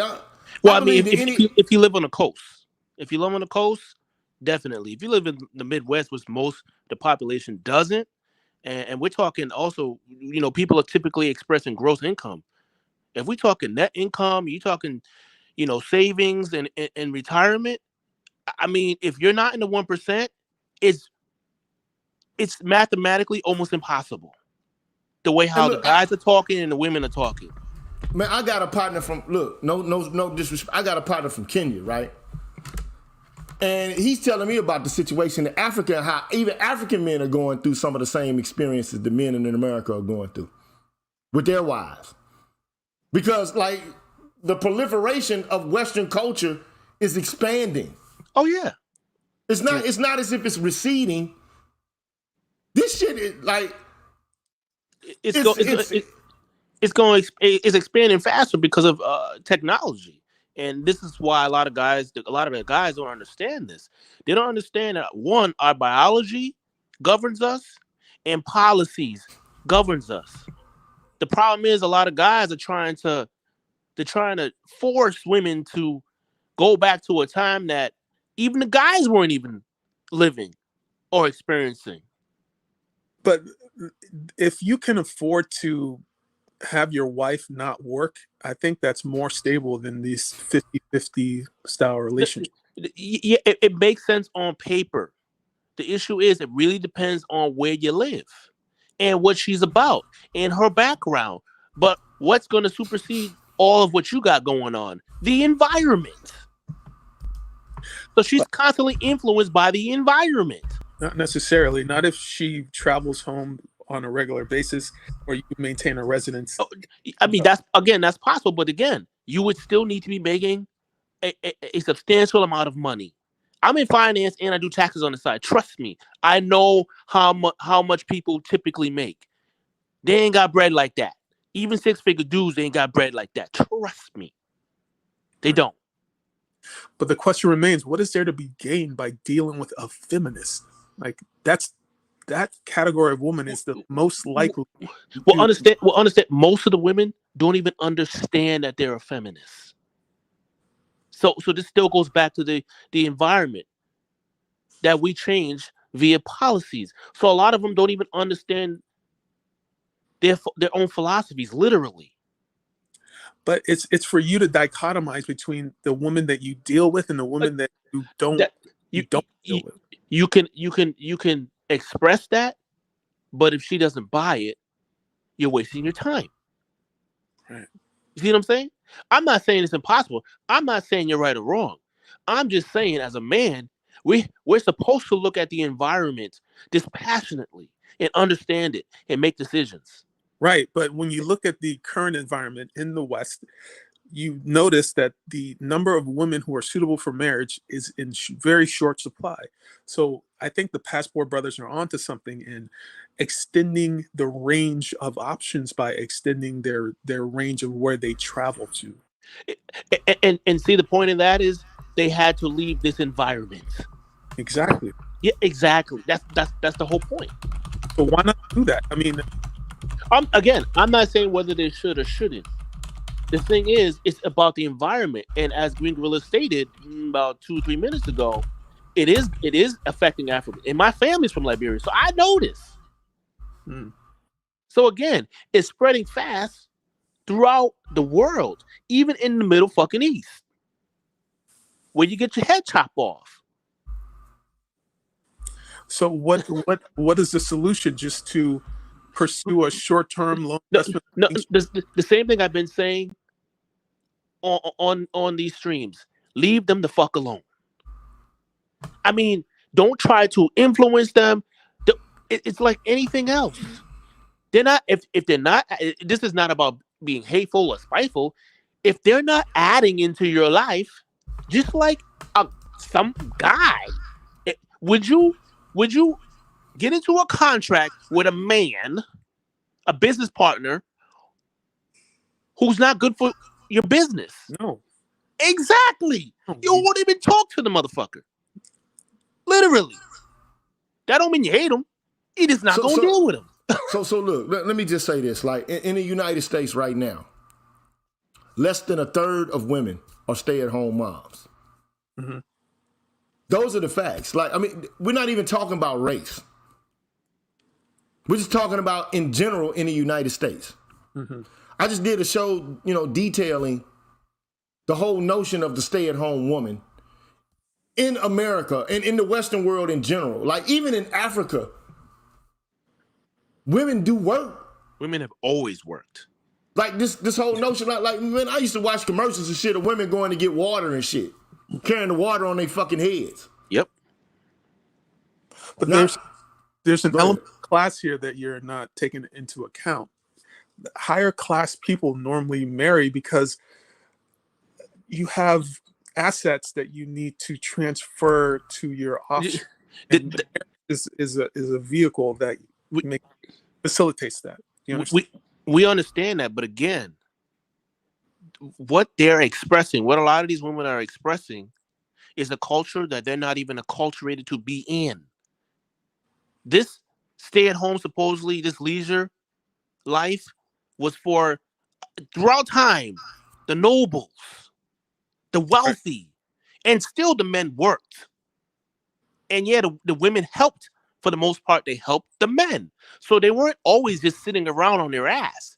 Even when it came to university, initially, that was for the clergy and the wealthy. See? Yeah. That's what I'm saying. These women, they don't understand where these philosophies are coming from. But what I think is happening in the States is that marriage is something more for the upper classes, and most lower class people are just hooking up or shacking up and doing common law things. But people who need to transfer assets still need to get married, I think. Yes, generally speaking, the people who in higher socioeconomic classes, yes, generally speaking, they are more married and they married longer on average. Correct. But again, the institution of marriage from the very, very, very beginning, as we all know, was about, bringing families together, bringing assets together. But here, that's not what it's about. Well, it's about this. I know how to nip this. I know how to nip this whole line of reasoning in the bud. This conversation is primarily for ADOS black men, African descendants of slavery, in America, in particular the United States, who are having issues with women who they don't even necessarily have to be engaged in romantic relationships with. We're talking about women that they work with. Mm-hmm. We could talk about their sisters, their mothers, which they're not in a relationship with, but they have to interact with these women sometimes, often on a daily or on a weekly basis. So the idea that I'm trying to articulate here is, look, first of all, this is where we are. I don't know what's going on in Nigeria. I don't know what's going on in Kenya. I don't know what's going on in Brazil or anywhere else. I know what's going on right here and on this side of the pond. I know what's going on here, okay? Now, everybody just going off and going to some different geographical location. Like, if you got the money to do that, fine. I mean, go ahead. Knock your socks off. I'm not opposed to it if you have the capacity to do that, okay? However, regardless, I'm still an advocate of justice wherever I am. Doesn't matter, and that's where the philosophy comes in as far as I'm concerned. Now, you can talk about practical wisdom and what to do, what's best for you. Okay, get that understood. But for a lot of people, the option to leave is not really actually here. Correct. And if they don't have the option to leave, they have to contend with the people where they are. And if there's injustice where they are because they don't have the capacity to treat people fairly, because they're under a charm and they think that, oh, well, these people are less than I am. And they're not playing traditional roles. There are no traditional roles here, like the woman does X, the man does Y. That's been exploded. And quite frankly, I don't see the genie being put back in the bottle here. But what does justice look like? The relationships between men and women, ADOS men and women currently in today's environment. When you talk about justice, what does that mean in practice? Well, first of all, we talked about it on several fronts and several occasions. First of all, like, which one do you want to discuss? Like, justice in relation to intimate partner violence? We can talk about that. We can talk about sexual assault and justice and how men, and black men particularly, don't get a fair shake as it pertains to it. We can talk about justice in the educational system. But I meant in terms of like the infantilization and its effects on the infantilizer. What would it look like if this wasn't the case? What would it look like if it wasn't the case? Yeah. Well, my argument has always been, if you perceive women as being lesser than you are, which is what a lot of men, let's just be frank about this shit. A lot of men feel like they're superior to women. Am I wrong or right about this? Gotta agree with that. I don't know about superior. I just think men and women are better at different things. He's saying, generally speaking, in this environment, what's typically the belief? Yeah, I would say most guys believe that they're superior to women. Yeah, I could. Yeah, you look around. Yeah, let's just be frank about this, bro. Like, I mean, like, I can't get to the main meat of the argument if I gotta argue every point ad nauseum. To what actually is to me quite obvious. Most guys think that they're superior to women, man. I don't think I'm superior to my wife. I just think that she's better. Not you. Generally speaking, in the States, the general belief, not you as an individual.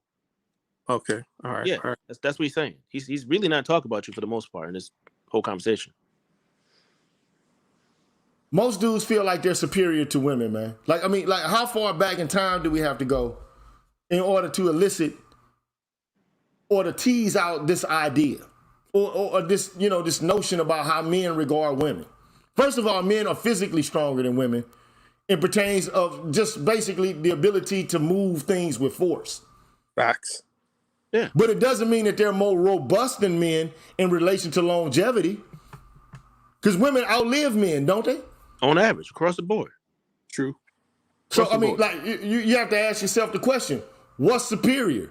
Living longer or being stronger while you're alive physically? I mean, it's a matter of how you perceive it. Exactly. It's situational. And with the advent of technology, We pretty much obviated, some of the requirements for strength in technology, like in manufacturing. The workforce is mechanized. You don't need a big ass brute beating the steam drill down. The steam drill is taking over physical labor now. And we see the results of that. The average man is not as strong, not as robust, even down to the sperm count as previous generations. So that proves the point.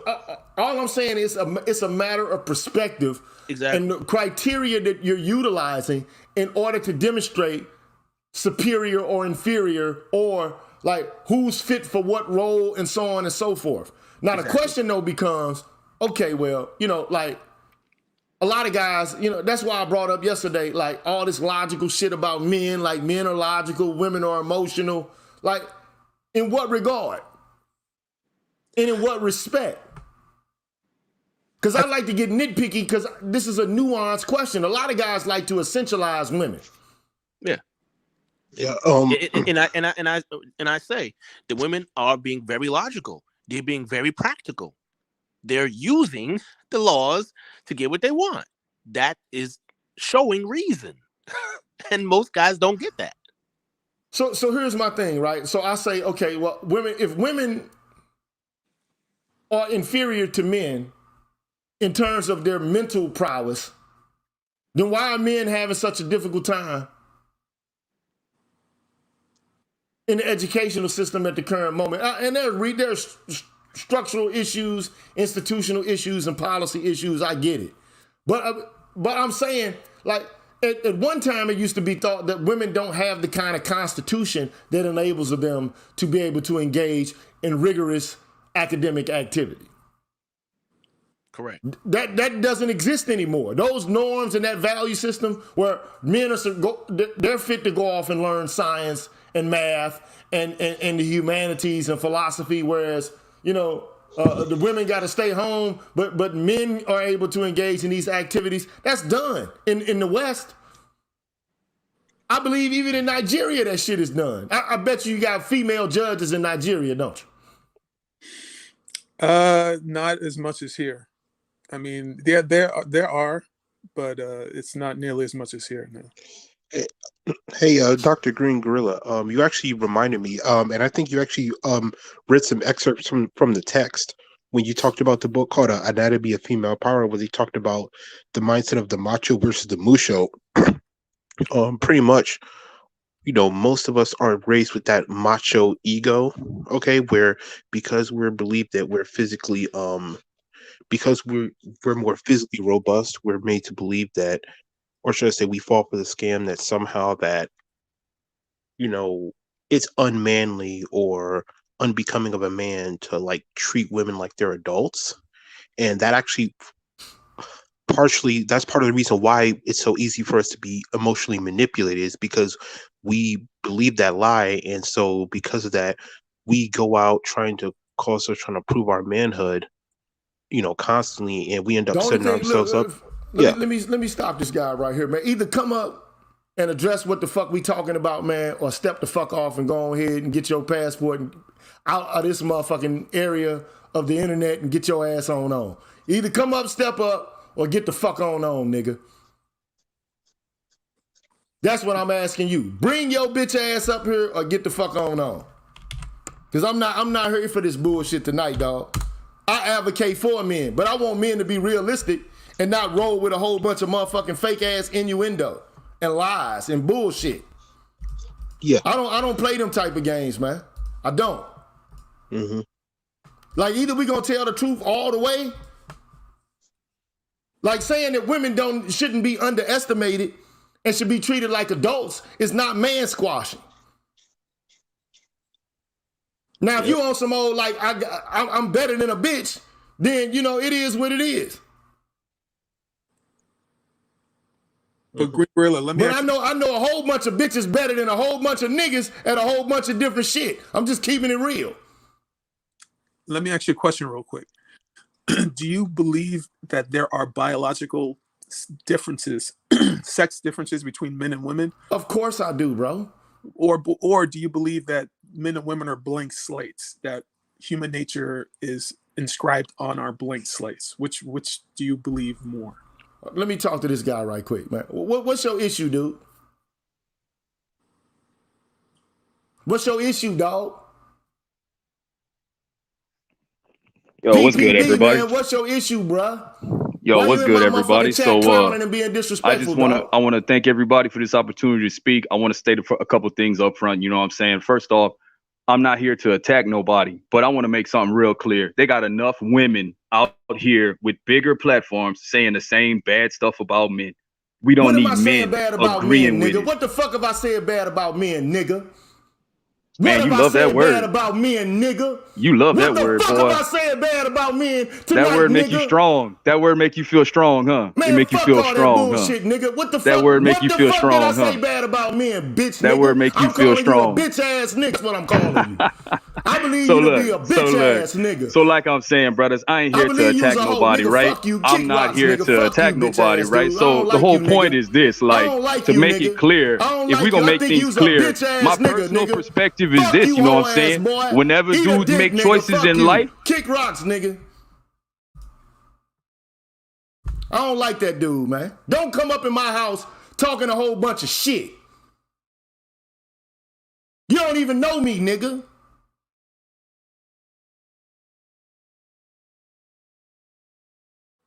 See, a dude like this, I'll smack the shit out of him and send him back to his mama or to his little bitch ass girlfriend or whatever the fuck. He's a whole ass nigga, man. First of all, anybody that knows my channel knows, man, I speak the truth all the way across the board, dude.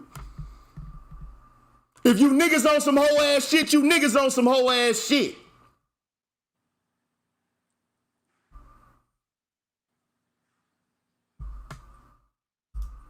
I don't play them games, bro. I'm letting you know right now, I don't play them games.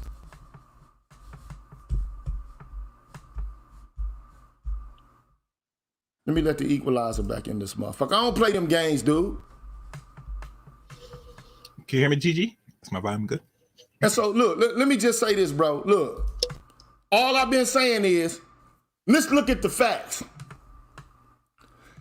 Guys have this idea that, like, they're naturally superior to women. A lot of dudes do, just because they're physically stronger. And they also have this idea that they're more virtuous than women because women are emotional, whereas men are rational. Yesterday, I did a show trying to explain why I believe that that's bullshit. Because it's a lot of you niggas that's bitches too.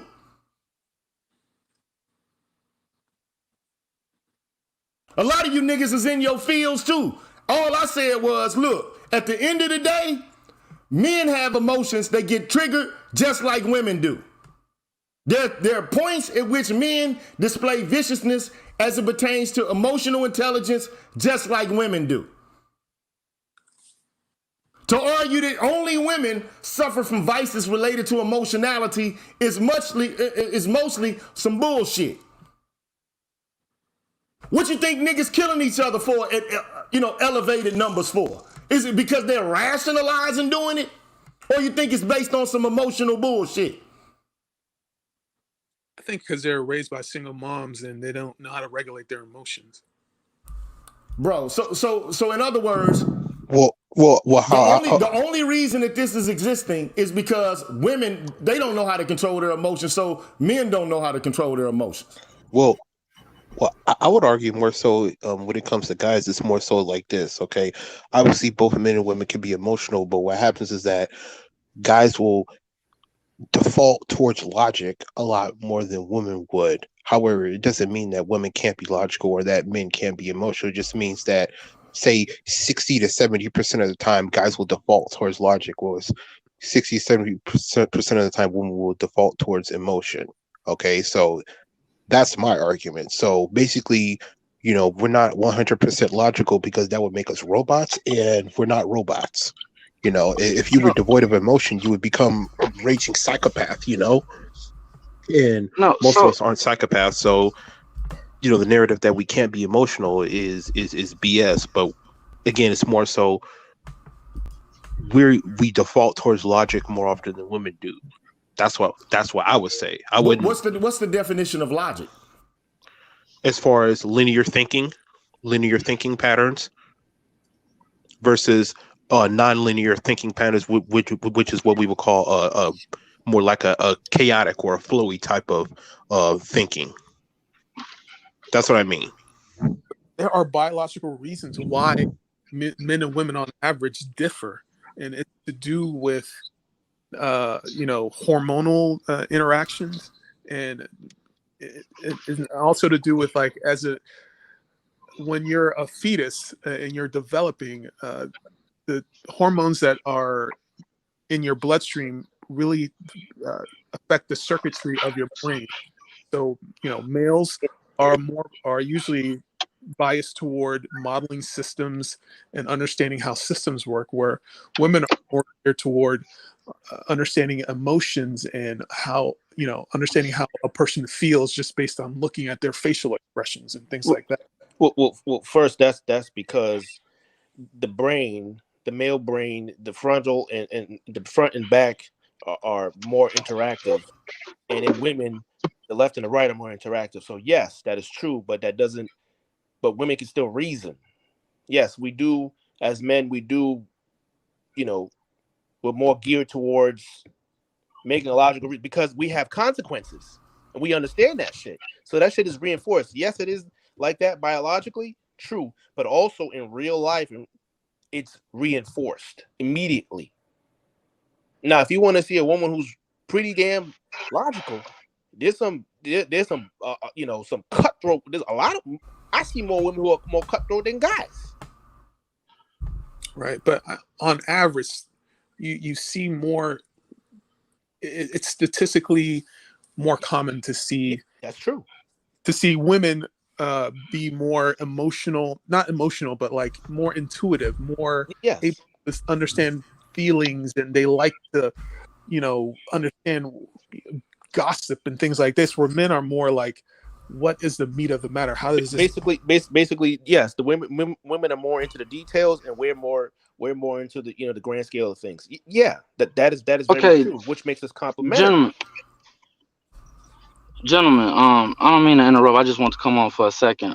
Gigi, I gotta disagree with you on that, brother. Because if women were, I'm not saying that they're lesser than us, but show me the equivalent of a black woman in today's world is doing anything for the black community that strong. It's few and far in between. Okay, and so then when you're talking about building a society, wait, that's just one point. King. That's just one point. I'm gonna get a few of them off and then just come back at me. So then the next one is, let's look at, you're talking about the women and their smarts. What type of degrees are they getting? I don't care if you go to college, but if you're going to college to get a liberal arts degree, you're not even helping your own community. And a lot of them go into social work and they're still not helping their community. The black woman, the whatever she was, that was talking about like somebody eating a booty or whatever, she's a prime example of most of them. I went to a marriage counselor. I know this is anecdotal, but I went to a marriage counselor that was a black woman thinking that she cared about the black family and she didn't give a damn.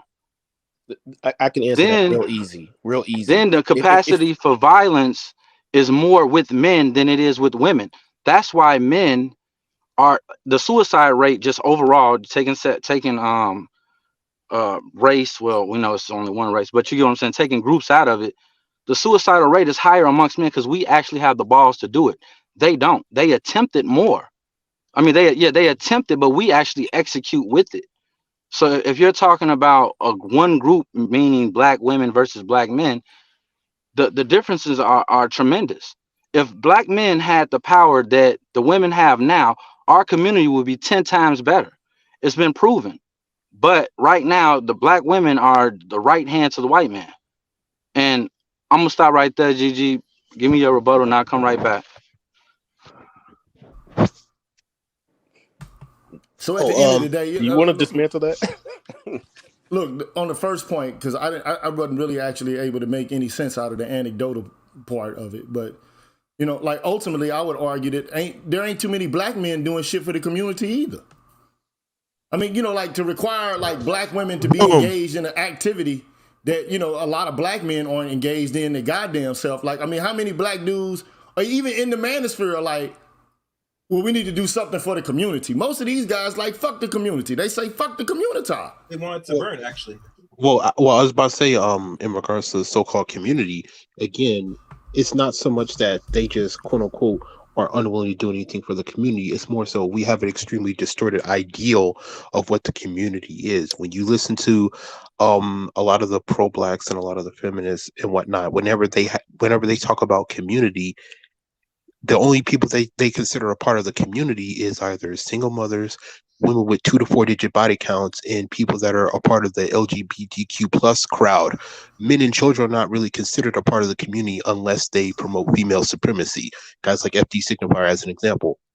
So when they say F the community, that's really what they're saying. It's like, well, I'm not a part. Well, y'all don't really consider me a part of the community anyway. So why should I care about what happens to it? Look, let me just keep it a buck, man. I've heard guys come out and say, point blank, fuck the community in this space. Like, literally, it's about me. Yeah, I'm saying, like, that's why. Look, I've heard guys come out like, look, I understand about reciprocity. And, you know, like, if there's nothing to be given, there's nothing to impart. I understand that. But all I'm saying is, look, I'm trying to be fair all across the board. Like, I already told you, man, like, as far as I'm concerned, I'm not a relationship coach. Yep. I don't give a fuck about you niggas whether or not you're able to get some pussy and find a wife. Right. I don't care about that shit, man. I told you when I first came in this space, man, if you got girl problems, I feel bad for you, son. I got 99 problems, but a bitch ain't one. I don't give a fuck about your access to women and whether or not you can get married, dog. Or whether or not you having a good time with these chicks out here. I told you that shit from the day one when I came in here. Oh, well, I'm mad I ain't got access to the pussy and I can't find a good wife. So fucking what, man? I don't really actually care about that shit. I never gave a fuck about that. I'm gonna tell you why. Because at the end of the day, you can't change a motherfucker's behavior, especially if you don't hold them accountable for their behavior. But you can't hold an individual accountable if they don't have any agency. If you reason that women don't have agency, you're rendered incapable of holding them accountable for any goddamn thing. Yeah, that's my argument. And I don't understand how anybody. Before the show even started, I showed Babyface Finster, a cartoon from Warner Brothers, where you have Babyface Finster who just robs a bank. But because he looks like a baby in appearance, he's able to hoodwink the police who run past him. But then the money somehow rolls down the hill from the bassinet that he left it in, and it rolls near Bugs Bunny and falls into his bunny hole. And Babyface Finster's like, damn, I gotta find a way to get this money back, so I gotta pretend to be a baby a little longer till I can get my hands on this money. So he confuses and fucking convinces Bugs Bunny that he's a goddamn infant. When all the while, he's a goddamn grown-ass bank robber, an adult bank robber. So he plays this game where he performs infancy, and then he goes into adulthood when he's trying to get the money. The only thing I've tried to articulate to men is, at the end of the day, you can't hold women accountable if you don't attribute any agency to them to where they can be in control over their faculties, whatever you consider them to be. If you're saying that women can't help but throw tantrums, if you're saying that women can't help but be swept over by emotions to where they can't control them, then you can't hold them accountable for the shit that they do at all. Now, as it pertains to King, like I said before, number one, not all black men in the black community are really actually doing anything for the community they goddamn self. And then not only that, there's a difference in ideals and values about what's best for the community. So that creates like a whole bunch of tension and animosity right there. Because you might think you're actually working in behalf of the community, whereas another person might say that you're not because they have a different axiological or a value system that runs into conflict with yours. Right. Number two, I think, was the situation where he was talking about what? Some woman that did what? What did you say the women did? What did King say the women did? Was it Oh the one no, about college? I think he dropped off the panel. But I think it yeah, was about college. yeah, yeah. But yeah, Green Gorilla, you actually make an excellent point. But I actually hold on, didn't want to. I want to get to the king arguments because this dude, whoever this dude is, Ray knows he trying to troll, like talking about King's points. Like, first of all I'm saying is there's more black women in education than there are black men, right? Facts. So there's going to be more black There's women more in the left-handed men humanities, than right-handed men. but there are going to be more women in the humanities and the sciences at the university level because there's more women there in general. Exactly. Especially black women. Because there's way more black women in the university system than there are black men. Now, I'm not trying to say that that's only owing to their virtue and their excellence. I think that that's because of the 64 Civil Rights Bill and white women hijacking it, and then affirmative action. Yep. You know, them being able to take advantage of those programs and those institutional policies, which allow them a way into the door. So they get shoehorned. Okay. So that means that everything but at the end of the day, to argue that women are only getting degrees in fucking like the humanities, like I will say that the vast majority of women have degrees in psychology. Yeah. Yep. Yeah. Social science. A waste of time. But social sciences and psychology. Yep. But the reality is because there are more women there, they're getting more science degrees than men are. Now, I mean, those are just the facts. Now, I'm not saying, I'm not trying to put average, because there's more of them in these universities. By average, they're going to be in some of these fields and these degrees because they're in the university more. Wouldn't that make sense? Well, dude, man, I think that's what Ray asked, man. If you got an issue, man, bring your ass up here, man. Don't fucking sit in the sidelines in the chat, nigga. Bring your ass up, bro. Bring your ass up, man. Don't sit here and snipe from the sidelines, man. Be a part of the conversation, bro. Look, bro, I think the main thing that everybody's trying to point out, the main point that everybody's trying to make is that nobody feels that women are worthless. However, there is a hierarchy system in reality, in the universe. It exists. Nobody can deny it. Animals respect it. Humans need to respect it. There is a hierarchy system. There's a food chain. Everything has a system. And this Western society is entirely hell-bent on demonizing the black man, destroying his family structure, and making sure that his woman never sees him as capable. So that is, again, another step at destroying the black family. And they're using the women, just like they did in slavery, to lead us to our doom. Adam died by what? Or Adam lost his paradise because of what? A woman. My brother, I'm not trying to be rude or disrespect your stream. I wasn't coming at you like that, bro. But what I'm saying is when women lead the ship, we all sink, period. And the system wants these women leading the ship because it's going to sink. But that's if the men follow. And then again, that's on the men, because if we are more logical, then we should already know better. Yeah. Right. Well, see, my viewpoint is this, right? When you say there's a hierarchy, like I get it, I understand it. All I'm telling dudes is don't infantilize women and don't underestimate them. That's how motherfuckers die. Yeah.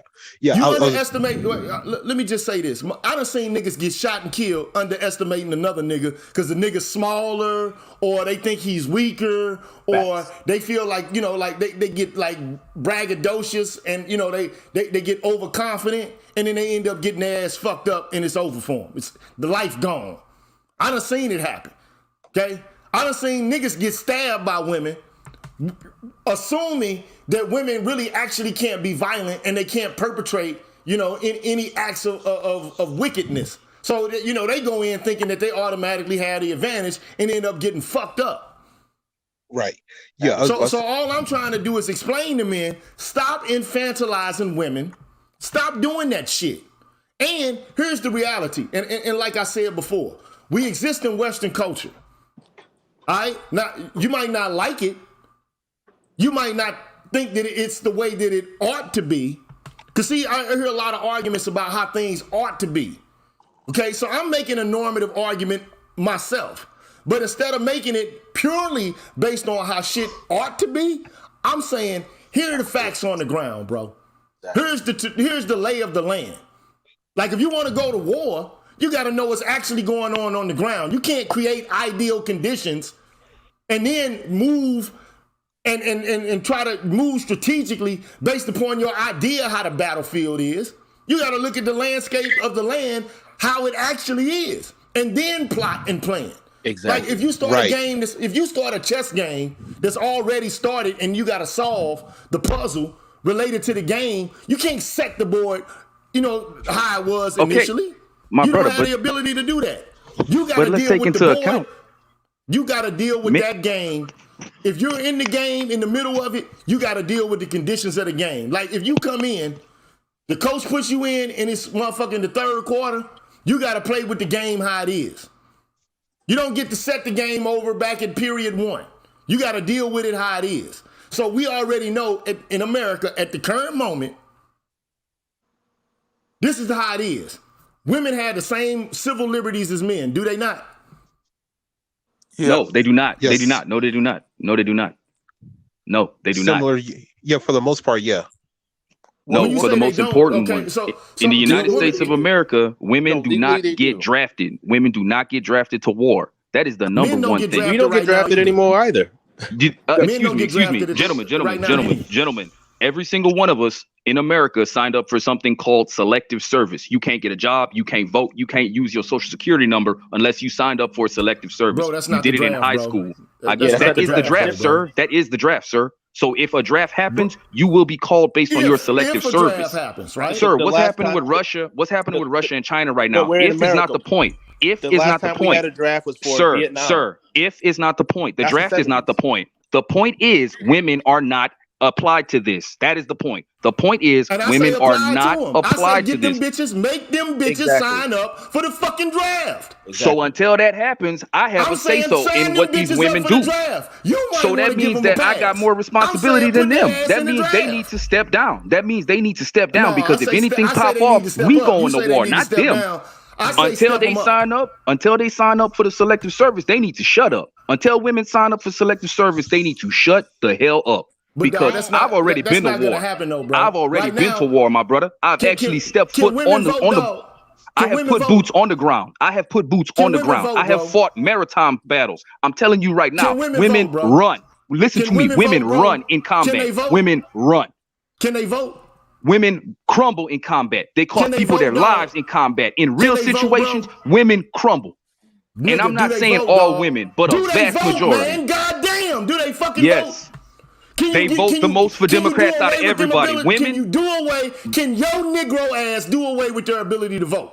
Can you take back the 19th Amendment to the Constitution from 1920, dog? Why would I want to? Repeal the motherfucker, man? Why would I want to? Why would I want to? What would that benefit? You cannot. What would that benefit? How would that benefit anything? You can't do it, okay? So in other words, and then they what? have And then what? civil liberty insofar as they're able to exercise decision making pertaining to voting. But if Joe Biden decides we going to war with China, we gotta die first. And that means that they still unfair, bro. So you crazy, bro. You crazy, bro. You ain't been to war. You ain't been to war. You ain't been there. I've been to war with niggas. You ain't been in combat, my brother. Nah, you've been in the streets. Good for that. That's great. Yes, in the streets. Yes, in the streets. That's fantastic. Yep, in the streets. I've been in pistol play. And you get to go home afterwards and talk about it with your boys. Oh, we popped so and so. Ha ha ha. Nah, my brother, you ain't been in real combat. You ain't been in real combat. He's not saying that it's right or wrong, though, man. He's just saying what is. Exactly. You know what I mean? So, bro, you can't put the genie back in the bottle and make it such that women don't have rights and shit. You can't do it, nigga. You can't keep these hoes in the house barefoot and pregnant, nigga. It ain't going. It ain't happening, bro. Well, So, you telling me if these women that got these stipends, if these women that got these stipends and they got these handouts, this the problem with you, bro. You think this your show? It's not your show, dog. You making it about shows. I'm just trying to answer the question. I'm trying to rebut. It's not about shows. Ain't nobody trying to take care of nothing. You're making declarative statements. I basically asked you a question, and the question was, do women have the same kind of civil liberties? One can argue being drafted and signing up for selective service is not a liberty, but a fucking duty. The responsibility. Correct. We don't share the same responsibilities. So what I'm saying is, so we don't share the same responsibilities. You're absolutely correct. Shut up, man, and listen, nigga. Part of being a fucking man understand and understanding goddamn protocol and hierarchy is shutting the fuck up when niggas talking, especially if you know it's my show and you a visitor. That's basic protocol. All right, yeah, speak your point. Go ahead. God damn. So all I'm saying is, I said this shit before, bro. Part of the problem is men keep infantilizing women and acting as if they supposed to share in the benefits of civil society, but not share into the burdens of it. So in my viewpoint, women should be required to sign up for the selective services just like men should. And it's some bitch ass niggas that crumble in battle, just like it's some women who crumble in battle. Hello? But at the end of the day, I'm not about to go through all this bullshit in exchange and you telling me all I'm trying to do is denigrate men. I'm trying to be real. If we speaking on that topic, that's what we talking about. Whenever I said that you're degrading men, is that what we specifically speaking on? That's the point you just brought up, right? Bro, but basically this is what you did. First of all, you came into my chat saying disrespectful shit, leaving laughing emojis and shit like that and acronyms in my chat. Did you not? I spoke my mind. I did. I did not speak disrespectfully to begin with. Not disrespectfully to begin with. You did it in my house, right? It's an open platform. You're live. It's my open platform, no, correct? It is an open platform. It's live. It's my open It's live platform, on YouTube. Correct? I don't pay a fee to join YouTube. Can I kick you out of this motherfucking platform? Can I make it to where you don't come in and you're able to stay and make statements? Can I kick you out of this motherfucking platform on my channel? Do I have the capacity to do that? You absolutely do. Okay, so therefore, you in my set. You on my channel on YouTube. So you can either be respectful on my channel on YouTube, or you can see your way out. It's just that fucking simple, bro. Now, if I was in your face, I don't give a fuck how much combat you was in. I'm telling you what I do right now if you was being disrespectful in my house. Because you don't come to other people's houses being disrespectful. I don't go to other people's channels or anywhere. How many times did you curse me out when I first stepped on stream? How many times did you curse me out when I first stepped on stream? My first statements were not disrespectful. No, they were not. My first statements were not disrespectful. Now you need to back the hell up with that nonsense. My first statement was not disrespectful. If I respect your house, that's fine. I sit quietly and I don't speak. I let you speak. I didn't say anything. But whenever you speak to me in that disrespectful tone, I raise my tone. My initial tone, my first statements was, I did not come here to insult anybody. Those were my initial statements, and I meant that. You came with a very aggressive tone. Don't speak to me like I'm your son. Because I am aggressive, nigga. Then you need to fix that. Because that's why black men can't work on nothing. You need to stop being emotional. That's why black men can't work on nothing. Hold on. Let Green Girl talk, man. That's why black men can't work on nothing. You know when I came here, look, bro, I'm gonna lower my tone. I'm gonna lower my tone. Let's see if you do the same. Let's see if you do the same. You got disrespectful with your tone. I'm gonna lower my tone. Let's see if you do the same. Fucking acronyms. Then let's see if you do the same. You start making assessments on my fucking You've been screaming at your own panel. You disrespect your own panel, but you tell me I'm disrespectful. Hey, bro, look, so you disrespect people in your house. So you cuss out your family. You cuss out your friends. You cuss out your children. You cuss out people right in your house. You disrespectful to your own panel. No. Holla at you, dog. I don't want you back on my shit. Stay the fuck out of my shit. Go elsewhere, nigga. Take your bitch ass elsewhere. Go fuck a nigga on your boat somewhere, nigga. Ain't that what y'all niggas do in the Navy anyway? Go fuck a nigga in the ass on your boat, dog. Stay the fuck out my shit, bro. Don't come back either, nigga. And if you got a problem with it, nigga, I live in motherfucking Huntsville, Texas. You got a problem, motherfucker, come holler at me.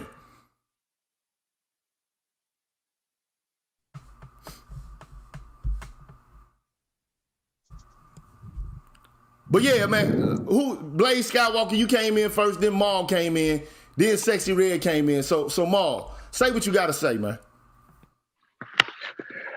Hey Gigi, how you doing? What's cracking? Yeah, I was just coming in agreement with you. It's like I was gonna real quick run through something that happened in my experience that put me onto this way of thinking pretty early on. It was like when I was young. One of the girls I was messing with, I was 7 at the time, and she was like 13. She was way bigger than me. Yeah, but she was my first experience. For whatever reasons, we got into an altercation. She pulled a knife on me, and that was traumatizing for me at the time because, like, man, my life flashed before my eyes. But it did make me realize that anybody can, get you. It was like in Hobbes and the Leviathans, like by any means, any machinations or plot, somebody could get you. And a lot of times when I'm dealing with dudes, it's like this underestimating of women and what they're capable of. It's like that I've noticed. And so it's like, for me, hearing you say, stop infantilizing women, it's like that shoot it. It's like it hit it on the head for me. It's like, yeah, that's a real problem, because of that, you can't operate and you can't actually deal with the situation as needed. All right. So you're always doing this workaround. All right. So you deal with symptoms instead of addressing the actual problem. All right. But that's all I got to say on that. Thanks. Right. So at the end of the day, all I'm saying is, man, like it should be common knowledge, man. That between the time frame of the late, like the late and the mid 70s, black women led like intimate partner homicide more so than even men. But it's automatically assumed that men are more violent. Yeah, but in what domain and in what regard? So, it is what it is. So, Blaze Skywalker, man, go ahead and speak your piece, man. Yeah, man. I just wanted to say, man, like, I agree with having awareness, you know what I'm saying, about what's going on in the world with, women, doing what they're doing and so on and so forth. But I agree with you with you just speaking about the reality of things. And you know what I'm saying? It's one thing to be aware, but it's another thing if all you're gonna do is bitch about it, if you can't do shit about it, shut the fuck up. In my eyes, all this, I get the red pill and all this shit is getting old, bro. Like, all I hear is little bitch ass dudes complaining, man. You know what I'm saying? If we can't come together, dude, on some real shit and, you know what I'm saying, really come up with a game plan to, make laws for us versus hating on what they got going on. You know what I'm saying? Like we should be the receivers of their benefits. They doing what's best for them. You know what I mean? So we need to do what's best for us. That's the point I want to make. So my thing is, the only thing I came in to do is say, okay, well, what are the effects of infantilization when you basically say women don't have agency at all? I think I've already covered it. When you first of all, to say that women need to be provided for and protected, what are you actually saying? No, I don't agree with that. What people are actually saying is that they can't provide or protect themselves. That they're incapable of doing it. That's some buttery bullshit. They're basically using the old model, basically the hunter and gatherer, but we're not in that environment anymore. Man, dude, like we're nowhere near that environment. Like a woman can have a 38 special in a motherfucking purse, and if you run up over, she can blast your ass down. Some men aren't adapting well. No, you could be. Well, hold on, wait a minute, Sexy Red. You could be a 125-pound guy like Charleston White, and then some big ass buck guy who can bench press 315 15 times can come up on you with some bullshit. And then you that 125-pound guy can bust this guy in his motherfucking face and kill him. Yeah. Or you can stab him. You can stab him. Yep. So at the end of the day, like all of this discussion about my physical prowess and all of this makes me superior, and I'm like, dude, come on, man. Like I thought Machiavelli said this a long time ago. Like anybody can kill anybody. Exactly. Or it might not have been Machiavelli. It might have been Hobbes. Like where the whole idea is anybody can kill anybody through secret machination. Your woman can kill you by poisoning you. Yeah. Slowly. Yep. I was about to say,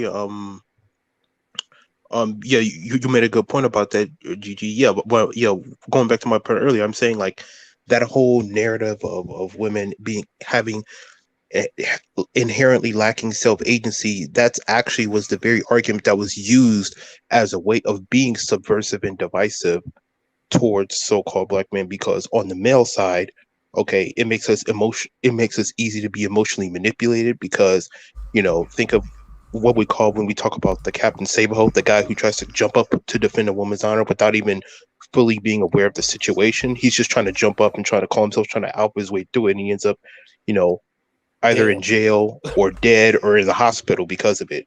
Or on the female side of it, again, it's when we do all this abject infantilization, we're not actually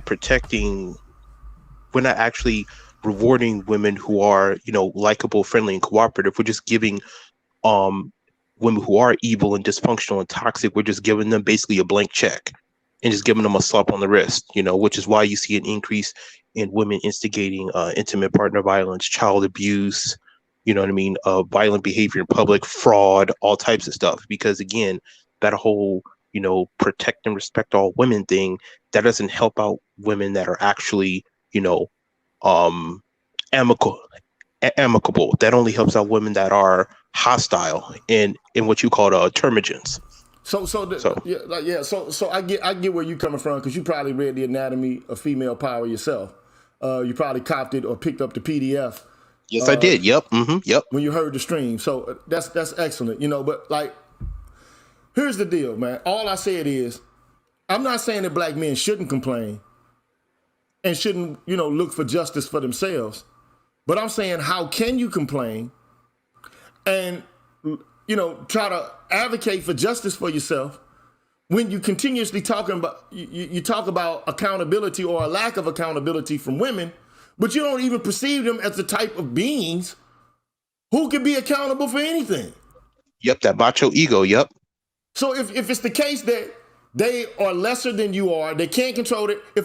Like a child can't control his emotions. If they throw a tantrum, you might try to shape their behavior in the future, but you can't really be that upset at a 3-year-old for throwing a tantrum, because after all, they're not really actually responsible for it. Correct? Yeah, but it's a reason. Yeah. Okay, so if a guy, like, I've seen grown ass men excuse the behavior of women by labeling the behavior crazy, as opposed to saying that was vicious behavior and it's not to be tolerated. They'll just say, oh, well, she's crazy. Or they'll go and they'll say something to this effect: oh, well, you chose wrong. Yeah. Like you should have been aware of the situation that you put yourself in, and you chose to allow yourself to be abused. We don't do that for women, but we'll do it for men. Right. Because that's become now they call it victim blaming if you say something similar to women. But I mean, not to say that it doesn't happen. It does, okay? So men will say, well, you saw the red flags. You knew what type of guy he had the potential to be. And you just chose to overlook the red flags. But that still doesn't give sanction to someone engaging in malicious activity. The fact that you saw a red flag, it still doesn't excuse the behavior if it's a violation of the law or a violation of morality. Yep. I would argue.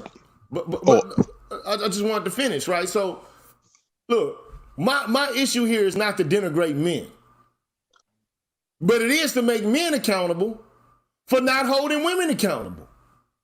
That's my issue right there. You can't complain about women not being accountable if you're not holding them accountable, because you infantilize them and underestimate the agency that they do have.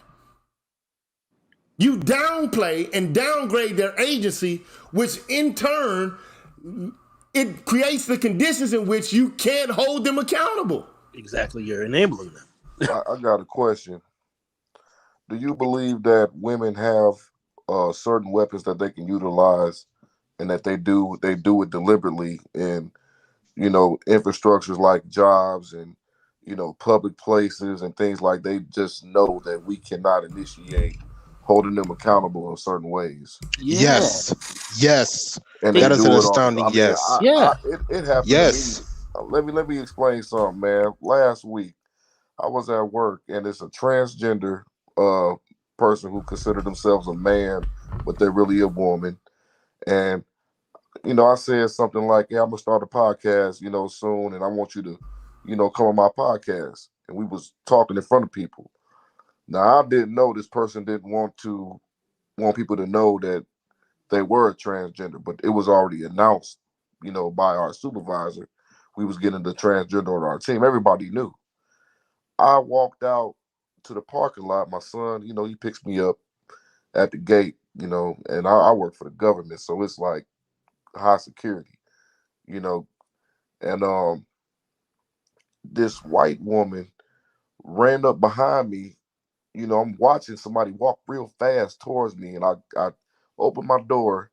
I jumped up in my truck, and before I could even get inside, she was at the door behind me, as if she was going to hit me, yelling at me. You know what I'm saying? Like how the fuck that cussing, and I'm thinking she had a gun, man, because she was reaching. I turn around, I yell security, and they walked away. And people that saw it, they came over there, but they didn't say nothing and let this woman just explode on me. Now, what she was saying was, why would you I don't have no right to tell people that her husband is a transgender. And I didn't even know who the fuck she was talking about at first. But that's beside the point. But the point is, she could have had her way with me, dog.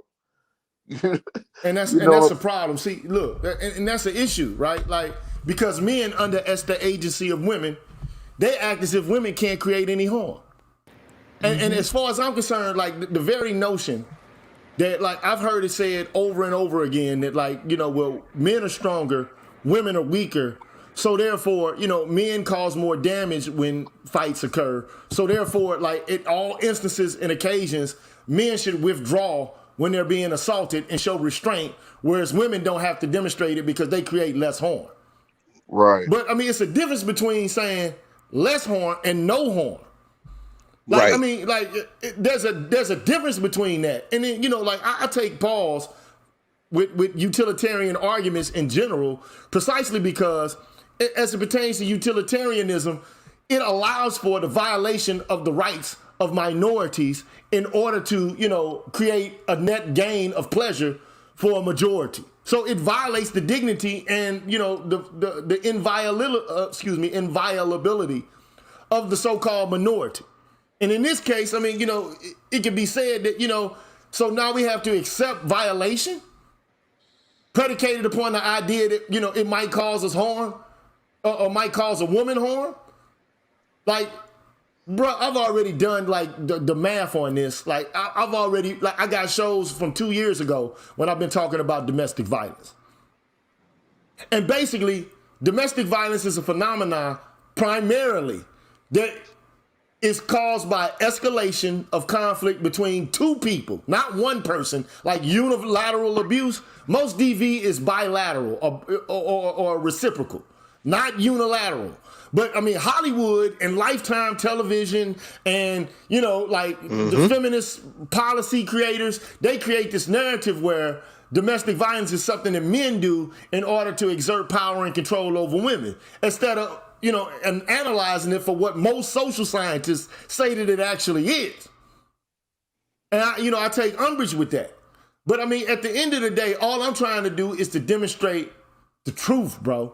Like, I don't care if it upsets people's ideals, their value systems, if it makes them pissed off. But I know one thing, though.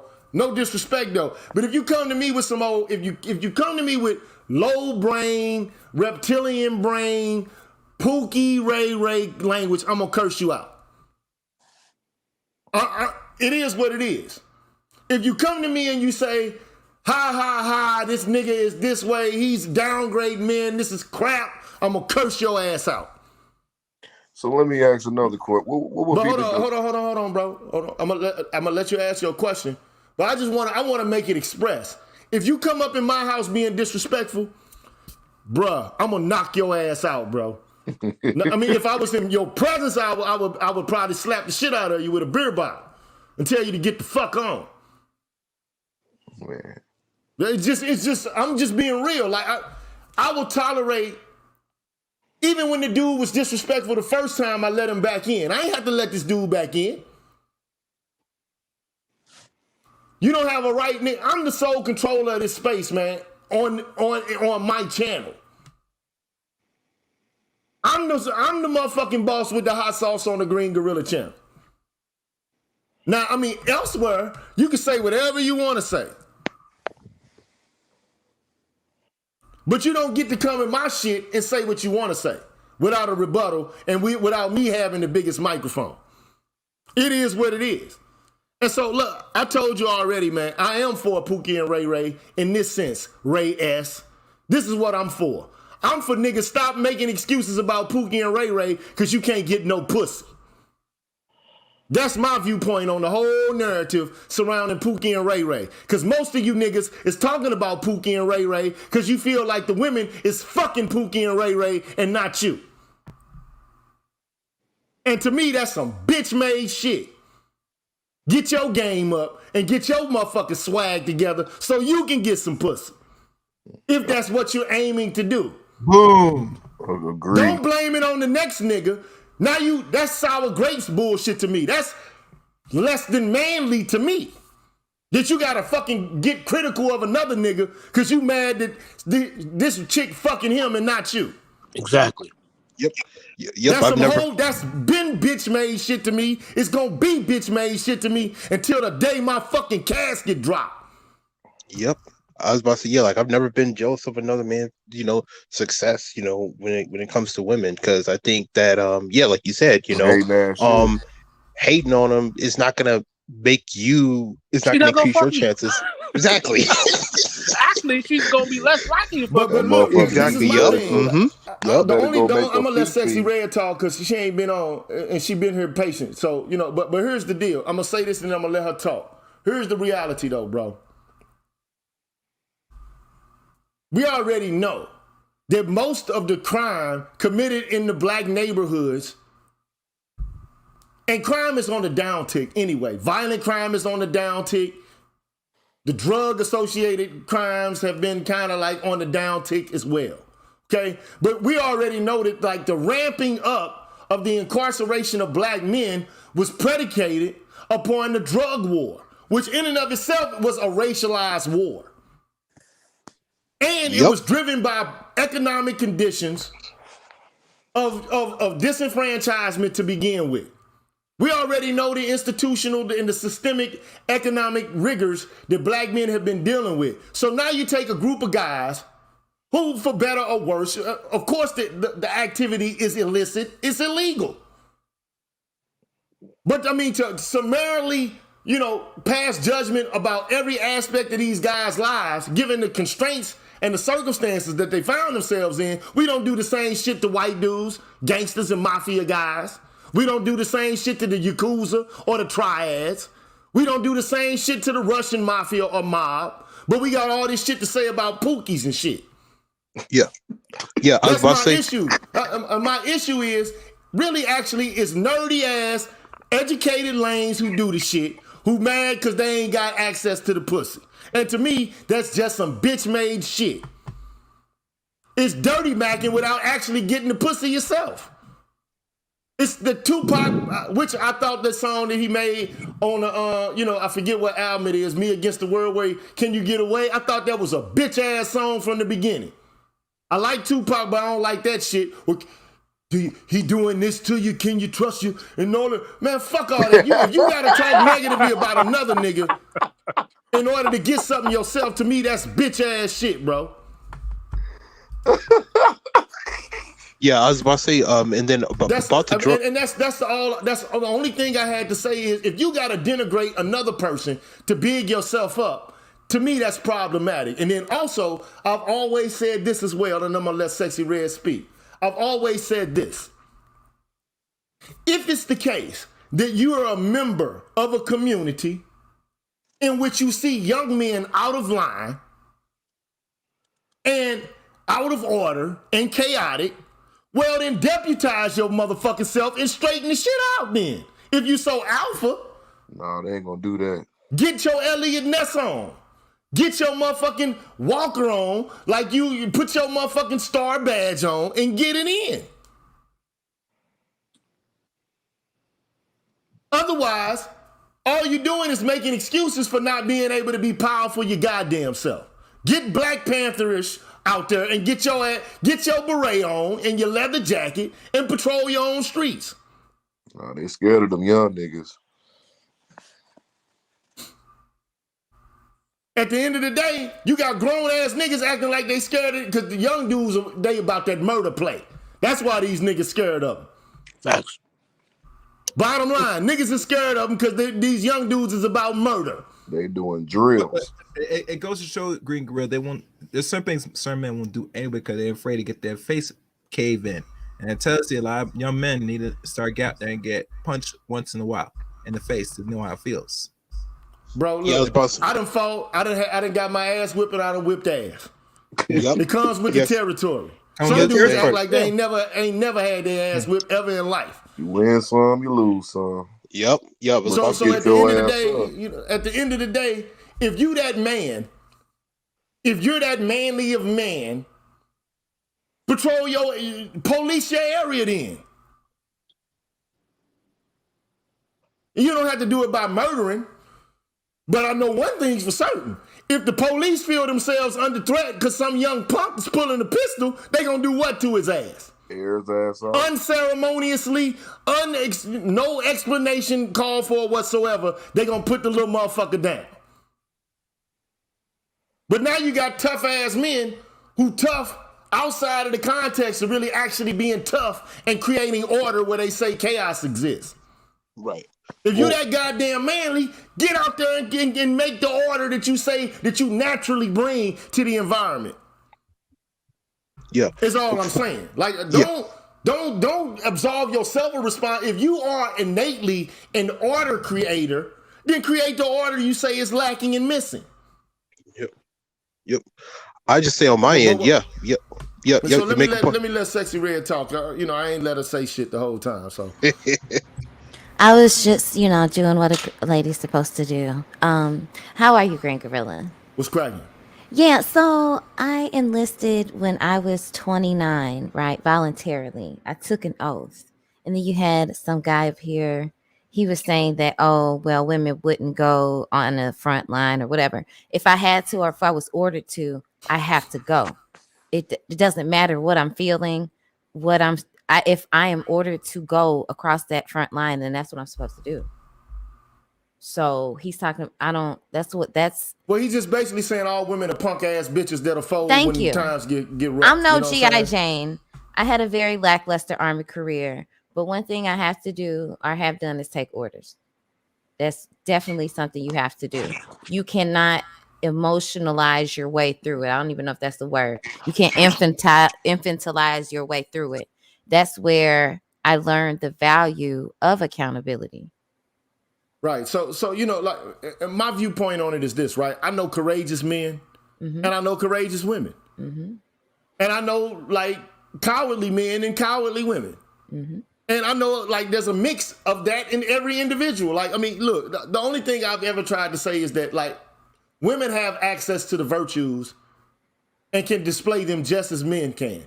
And they have access to display viciousness just like men do. I don't understand what's controversial about that. Because some men don't see women as human. They only see them as a tool, something to utilize. No, that ain't it. That isn't. No, they like he said earlier, they underestimate them. Instead of trying to comprehend and understand what I'm saying, you just automatically dismiss what I say. Now you see this? I'm gonna tell you, say y'all old niggas ain't gonna do nothing. Y'all just talk and go create order in your home. I'm gonna tell you what I'm about to do. I'm about to create order right here and kick your bitch ass. Holla at you, nigga. Cause one thing I don't have to do is have you on my shit, right? So I know how to Jazzy Jeff a motherfucker. I'm like right now. I'm no longer taking like if you young guys want to see me come to Huntsville, dog. That's all I can say, man. I don't have a problem whipping a young nigga ass either. If you don't want to be here, nigga, get the fuck. Bottom line, holla at you. Keyboard jockeys. But apparently, it takes Ray S. It takes a long time for people to understand a simple talking point because everything I say is refuted By Because people they coming out and saying, well, women are this and women are that and men are this and men are that. I haven't even been able to get into the evidence that I brought to display. Because everybody wants to chime in and basically say that, women are lesser than men. They're weaker than men, or they're different than men. We already know that in fundamental ways they are different than men. I'm going to go ahead and drop down, but that's pretty much all I wanted to say. Thank you for having me. All right, take care, man. Peace out. Yep, nice to meet you. Yep. So, look. All I'm trying to say is this, like Timekeeper says, again, black men don't want a solution that doesn't include black women. Look, bro, like every solution is going to be different for different guys, man. This is a free country, bro. I can't, this ain't medieval Islam, bro. Like the period of the caliphates and shit. Like I can't force, like one thing, like, you know what I said, man? I might do a show on this, like, right? If I was Jesus, like literally if I could walk on water and turn water to wine, if I could bring back the dead to the living, if I could, like, in front of your eyes, create miracles, some of you motherfuckers will still reject what the fuck it is I have to say. Yeah, I was about to say, different strokes for different folks. And if I say, okay, here's the solution, it'll be guys that's like, okay, that's not a solution. I don't like that solution. I mean, they'll say, okay, well, you don't have anything but complaints and you don't have any way to actually change anything. And I'm going to say, well, and you have exactly. I would say, okay, well, you have exactly what? Your damn self. Like, what are you doing? Because when I look at the conditions on the ground, I don't see any progress anywhere. But then you say, oh, well, you just talking a bunch of shit. You really not bringing anything to fruition. And then I'll say, hey, bro, you the pot calling the kettle black. What you moving? What's your research in? What's your accolades? What have you published, or what community organization do you belong to that's actually been there doing some shit? So I told guys, look, one of the things you can do is get the fuck out of here. Go elsewhere, which is what a lot of bros doing passport bros is saying, right? Fuck it, I'm gone. I'm out. That's a solution. It's always been a solution in America for black men to be like, I don't want to be here anymore. This ain't the place for me. It's not conducive to my mental or wealth or physical health. I got to get the fuck up out of here. Psychologically, physically, and economically, it just doesn't work for me. I got to find a place where it's more amicable and where I'm treated more like a human. That's always been an option. The other option is to try to change things from where you are. The other option is get a gun and start shooting white motherfuckers then. But as soon as the niggas start doing some shit like that, the first and motherfucking creating manifestos, niggas start snitching and then calling that nigga crazy. Christopher Dorner, anyone? Even a nigga talking about white people start calling that nigga crazy. Yeah, I was about to say, and then about the solutions talk, I mean, plenty of solutions have already existed. I mean, you could go back to Carter G. Woodson's The Miseducation of the Negro, where he recommends us being like autodidacts. There have been plenty of solutions by both so-called black men and women. The problem, like you said, is this: a lot of us don't listen to it because it offends our ego. We still keep trying to look for this magical, mystical silver bullet, and it's like there is no silver bullet. There is no one size fits all plan. There is no, if we all just do this one thing, it'll create a magical utopia. No, we gotta eliminate that thinking. No, it's not a silver bullet. It's more like death by 1,000 cuts. If you can't see the chessboard, but people are from here, okay? And one of the most difficult things for people to do is to break habits. Okay? I mean, like, Yeah. It's just Yeah. it's like people, like a lot of people don't even leave their neighborhoods, man. Yep. Mm-hmm. Facts. A Or they lot of people even don't go away leave from their their state. family. Yeah. So I mean, you know, like to go into a different like country or like across the ocean, the Atlantic or the Pacific, like that's just not gonna happen. Like for a lot of people, I mean, because people are creatures of habit. Once they become habituated into canalized behavior, it's difficult for them to get out of that. Yep. Mm-hmm. But I mean, it's possible for them to get out of it. But I mean, at the end of the day, man, like I don't know why this has all been as complicated as it is. I don't know why people have like been so opposed to it. Like I mean, like if I tell people, they say something like, okay, well, all women, all they getting is useless degrees and shit like that. And then if I say, hey, bro, look, here's the evidence, bro. No disrespect to what you're saying, but like the shit you're saying is really inaccurate, bro. Like if I say, okay, well, let me show you then. If I say, well, let me show you, bro, that like women actually, black women, like of those earning STEM degree, can you see it? Yeah. Of those earning STEM degrees, there are more black women than men. Now, when it comes to Hispanics at the bachelor level, there's more women. I mean, more, getting shit than men. Okay. When it comes to masters, more women than men. Hispanics, right? When it comes to doctorates, they about neck to neck, and then when at the professional doctorate level, right?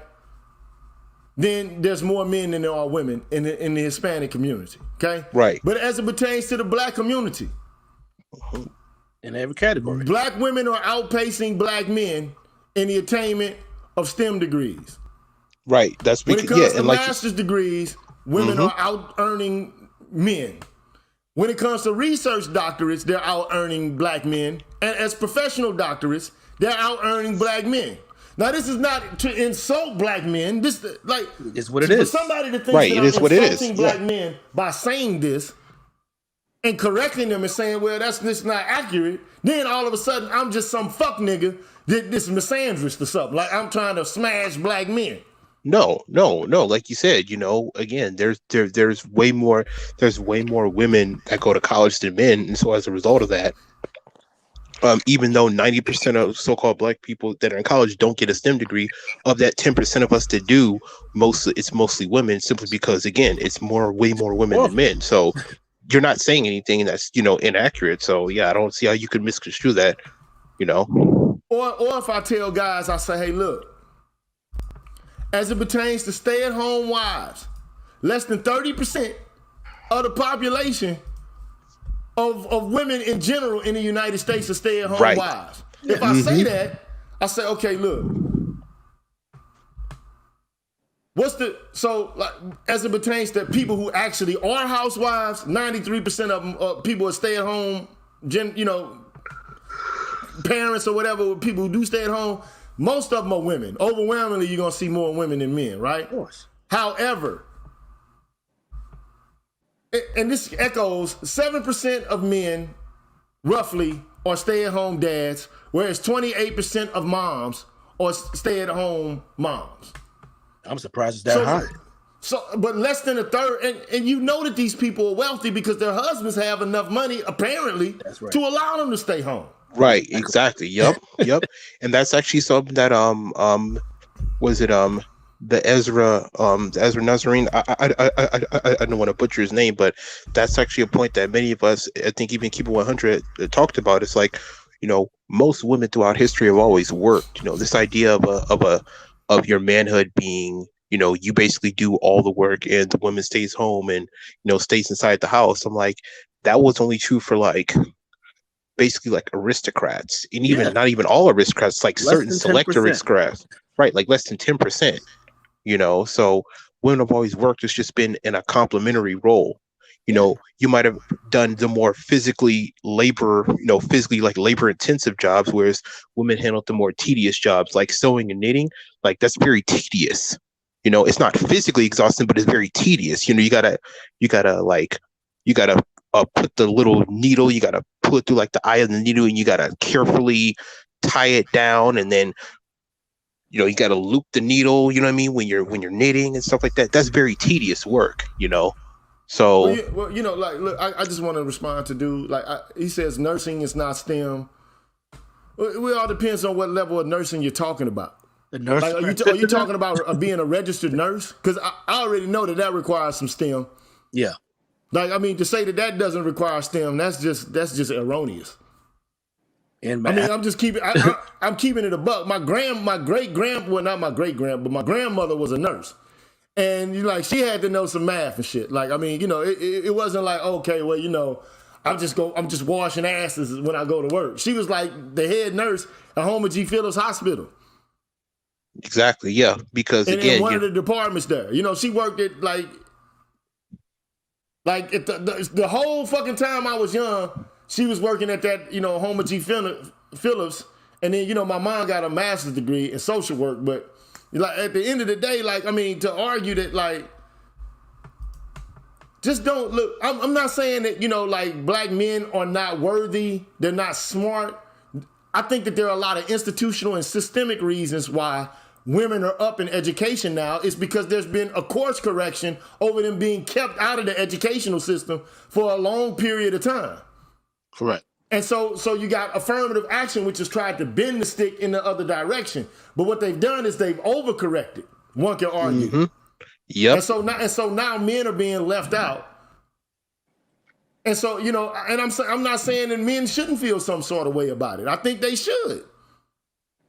I think that they ought to feel, you know, some sort of way about it. But I mean, let's just keep it a buck, man. Like, look, like the right has been, you know, been at the forefront of, you know, saying that every other discipline, as opposed to the discipline of science or math or like chemistry, biology, or physics, like everything else is like just, or business is useless. I beg to disagree, man. I beg to differ on that. Well, the problem is I think that that's absolutely nonsensical. First of all, you know, like, bro, let me just say this. I have a humanities degree in philosophy, okay? And I do understand that, like, a lot of people see this as not very useful or practical. I get that, because it's theoretical and so on and so forth. But I will say that every discipline emerged out of philosophy. It's not like, you know, all of these disciplines, the university system existed as a bifurcated system of universities and colleges, like where you got a business school and a mathematical school and a school of sciences and arts and science. That's a relatively recent development of the university system. But like, I mean, prior to that, you had to know everything. It wasn't any, you couldn't just learn like, I'm going to major in math. That's it. Yeah. That didn't exist. This is some newfangled shit. Right. And I understand it because, you know, like there's this idea of specialization, and, you know, like a lot of people give preference to STEM because they think that it actually bears results, whereas these other disciplines, they really don't bear any results at all. But here's my thing, right? Every university that's accredited and that has any value, just go look at their mission statement and their vision statements. Even for their science, you know, like majors or like the professionals in sciences, they're gonna say, like, any university is gonna say they want a well-rounded student. They don't just want the student to come in just learning nothing but science, and they don't want them to learn anything else. There's no program in America that does that. Like, I mean, name for me one school other than a professional trade school where you can go and all you do is just learn about that trade. In most colleges and universities, they're gonna make you take a core curriculum. They're gonna make you take arts, they're gonna make you take history, they're gonna make you take philosophy, they're gonna make you take you gotta take some portion of the humanities, some portion of the sciences, some portion of literature. You gotta do a whole swath of learning. You can't just learn one thing, you gotta have a general education. Well, you don't even get into your major up until your junior year, really. Yeah, I was about to say, but some people will argue that they do that to like inflate the cost of college by, like you said, delaying their major until they're a junior. So you also do have to consider that as well. But yeah, I definitely see your point as far as being well-rounded. I would just point out that, the problem with the college is that, especially, is the reason why to so many why so-called black women lead to nation and student loan debt is because of the oversaturation. There's way too many people going to college. Everybody doesn't need to go to college. It's not The the problem colleges is, though. It's again. Yeah, but that's not the It's major the reason. it's the I'm gonna say society, some after you. because it's the society, and we've changed again policies that has mm-hmm, made it easier for people who really aren't even qualified to even handle the rigors of college. mm-hmm. So I mean that's so I really, in a sense, are the colleges part of the, yes, but I wouldn't make them the major part personally. I Well, would. yeah. But What I'm you have to saying is think that, about this, Kev. yeah, Most education institutions now, for the last 50 years, since the 70s, and how they, I guess, wore down certain things to make more acceptable people to get into universities. When you have more mm-hmm, people, it's going to be saturated. When you have more people trying to jump in, regardless if they finish or not. And if you look at college since the last decade, since 2009, personally, when they start say you cannot default on student debts, it has become a greater hustle. You get me? mm-hmm. But Oh yeah, remember, people go to school, and if they know they're not gonna pay no 30 or even 50 or even close to $250,000 in debt, depending how long they stay in school. So they know this. They look at the data, look at the analysis, and say, we are a profit way. So we're gonna do. We're gonna, if depending on what degree you got and what job that you qualify, it's gonna take you a long time. Or either if you're investing and paying back this loan, which most Americans can't, unfortunately, depending on what education, what degree you get, that they'll subsidize it, or you eventually might be close to paying for, or you make the education. But overall, the whole premise is you're not going to be able to pay the debt. You get me? right. That's why they Oh push yeah, more than anything else. Why you think they took away the trade schools and all these other avenues in high school yep, just during the 80s? yeah, Because they mm-hmm, want to put people in debtor class. And the best way to do it is the venture that people need just to get further in society, which is yep, education. mm-hmm, So yep, if you're gonna go into this education thing and you can get any debt, you better pick wisely. yeah, Very like wisely, And yeah, I'm like not saying people should take courses or any degree that they don't like if they can't fish or not. And if you're gonna be dedicated, go all the way through. Don't half-ass it after the first 2 years. It better off you to spend some of a year and see where you stand and see if you want to continue pushing forward before you continue, because you got to do the math that you got to pay off this debt. And exactly. you didn't get a serious scholarship, a free pass to college. Most Americans don't get free passes to college. Yeah, I was about. They'll get some scholarships to pay down some classes or whatever, but there is no free ride in colleges unless you're playing that the university needs, and which is sports. And if we look at the percentage of amount of people that get a scholarship playing sports, it's not that many. Yeah, I was about to say, yeah, like I was one of the few people that actually got an academic full ride through college as far as for my bachelor's degree. So, I'm definitely grateful for that. I'm saying, as somebody who's been through that, I'm saying, like, everybody doesn't need to go to college, because again, trying to encourage everybody to go to college, it's like having a football team where everybody's trying to be the star quarterback or everybody's trying to be the star wide receiver. It's never going to work. Who's going to be the center? Who's going to be the tight end? Who's going to be the defensive tackle? Who's going to be the linebacker? That's what I'm saying as far as the problem with college is that they're pushing too many people into college instead of the emphasis is on going to college instead of diversity of career choice, because if it was a diversity of career choice, when you have a large cross section of specialists across varying industries and various educational backgrounds and whatnot, everybody can make more money that way, as opposed to trying to get everybody to only work in factories or only go to college or only do like the arts or only do service-based businesses, because people aren't going to make money simply because it's oversaturated. That's the point I was making. Is that the problem? This is my view of the university, right? So like everybody knows that during the 60s, man, like state colleges didn't cost a lot of money, man. Yeah, like you didn't have to, like you didn't have to incur a whole bunch of fucking debt in order to get a university degree, especially if you lived in that state. So like if you were a resident of Missouri and you went to, like, even if you were black, you went to Lincoln University. Oh, yeah, sorry, Ray, I'm not an immigrant, by the way. No, okay, I didn't, anyway, I didn't say you were. I didn't think you. thought I was. Oh no, I was talking about the chat. Okay, yeah. So, but anyway, like if you were black and you went to Lincoln University and you're from Missouri, or if you're black and you went to Mizzou, it just wouldn't cost that much. You wouldn't incur like a long-term debt because it just didn't cost that much to attend the university at that time. Okay. Yeah.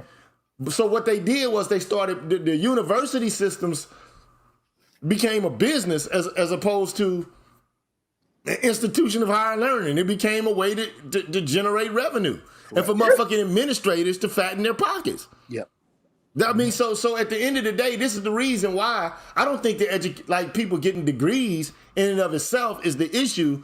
I think that the escalating cost of education in and of itself and the financialization of the market is what creates the issue.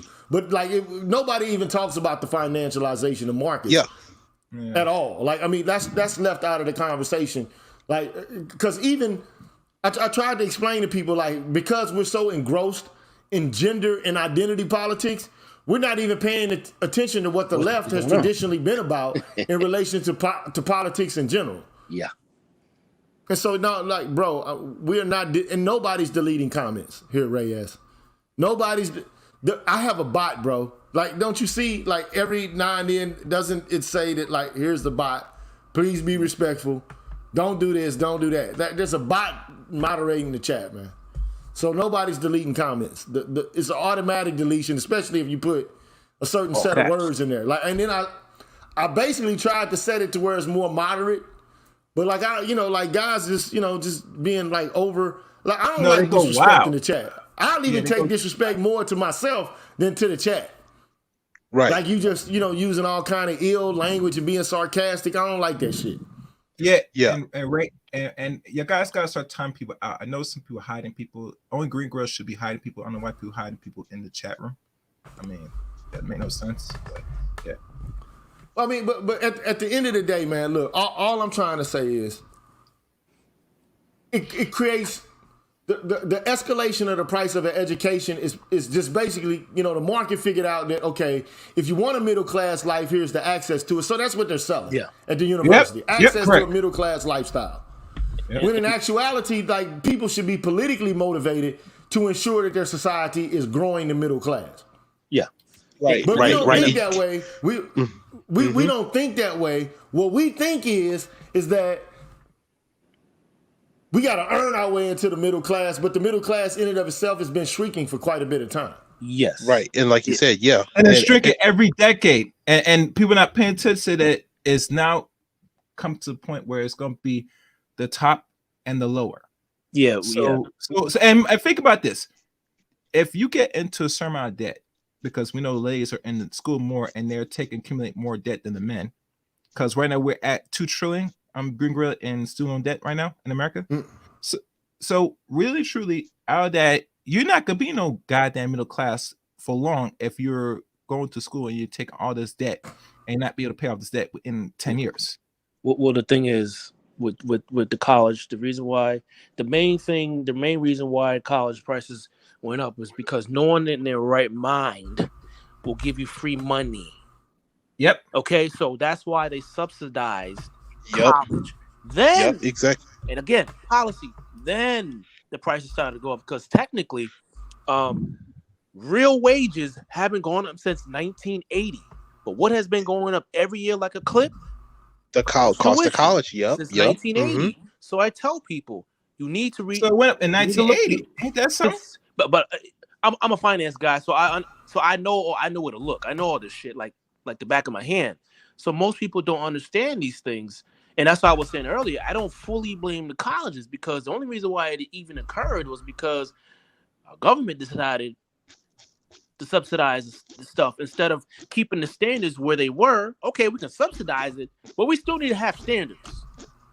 Like if you're not fit to be a doctor, your ass shouldn't be a doctor. Well, you see, it goes back to an equalizer that people don't understand the environment and the times we're in now and understand the bigger scheme of things, especially with the wages. Wages will never go up, because think about since the 60s when they talk about how minimum wage should have been where it is, it should be over $20 now since the time enacted around the mid to late 60s. It stayed at it is, and it's still remaining. The only time you see it start to climb is, I think, in the last few years, maybe last 5 or 10 years, maybe less than that. And what you see when they start jumping, they're now using technology that's already here to say, I'm not paying it. I'm already ahead of the game because I know it's coming. So I'm not going to pay you what it's worth. So I'm finding other means. So by the time the wages catch up, they already say there's no need for it. So they deliberately did this.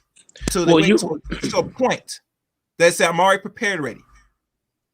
Well, we can see in real time, even on these lives, that people cannot accept facts. Okay? Yep. So if we're seeing this live, how do you expect regular folk who really aren't paying attention, who really aren't reading, to even know what the fuck's really going on? So when they do come into the space, and there is a standard. I mean, we don't have one written out, but there's a standard. And the standard rose when the PhDs came in here. And that's when a lot of the knuckleheads started to fall off. Because now you got to do the work. And a lot of guys don't want to do the work. So they rather bitch. So let me, I just want to do one thing though. He says, Reyes says, Gigi, can you answer one question? Why are ADOS men the only group of men who are not allowed to view themselves as superior to their female counterparts? And I would suggest to you, man, that at the current moment in American culture, no group of men are enabled or are so-called allowed without at least contestation to view themselves as superior to their female counterparts. Exactly. I just I don't understand what people don't understand about that. Like, it's like, dude, you know the politics. You see the politics. I've been over it. I've been over second wave. I even talked about the suffragette movement. I talked about second wave, third wave, fourth wave, fifth wave. I went over the various types of feminism before. I know somebody asked me, would you cover this? Would you cover this? I'm like, dude, I already did this. Okay? But yeah, like Kareem says, would you actually go into the materials you want that we were supposed to read? I'll start off by doing this.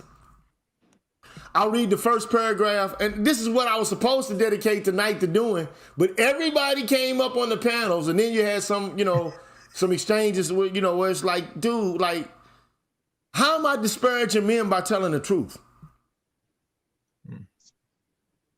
Like, how am I disparaging men by saying, look, don't underestimate the agency of women. They'll present themselves as innocent, but a lot of times these women are wolves in sheep's clothing, bro. Don't allow yourself to be, seduced into infantilizing somebody who actually has more at their disposal than you can even imagine. It's underestimating. It's basically stupid to me. It's like, like if you want to reference Pop, a quote that I did like, never underestimate the power of a fiend. Why you sitting there underestimating the dope fiend? This motherfucker can get your ass locked up or killed. But we just pass over, she's so innocent and pure. Oh my God, she couldn't hurt a fly. Next thing you know, she stabbed me in your fucking back. And then you caught off guard because she couldn't do that. It's not possible for her to do something so malicious and pernicious. And I'm like, that to me that's blue pill to me. But then you got cats who perceive themselves to be red pill, walking around with these ideals like I'm superior. Like women don't have ways or plans of being calculated. Like, think about it. Who was more emotional? Brittany Renner or the nigga she seduced into fucking her and giving her a baby and now she get child support? Who was more conniving and more methodical in what they were doing? The sucker for love ass dude? Mm-hmm. Or the woman is like, shit, look, ha ha. I got you, ha ha. Hey, Gigi, I got to drop off the chat, man. Thanks for having me up. Appreciate it, bro. Mm-hmm. Bye. All right, peace.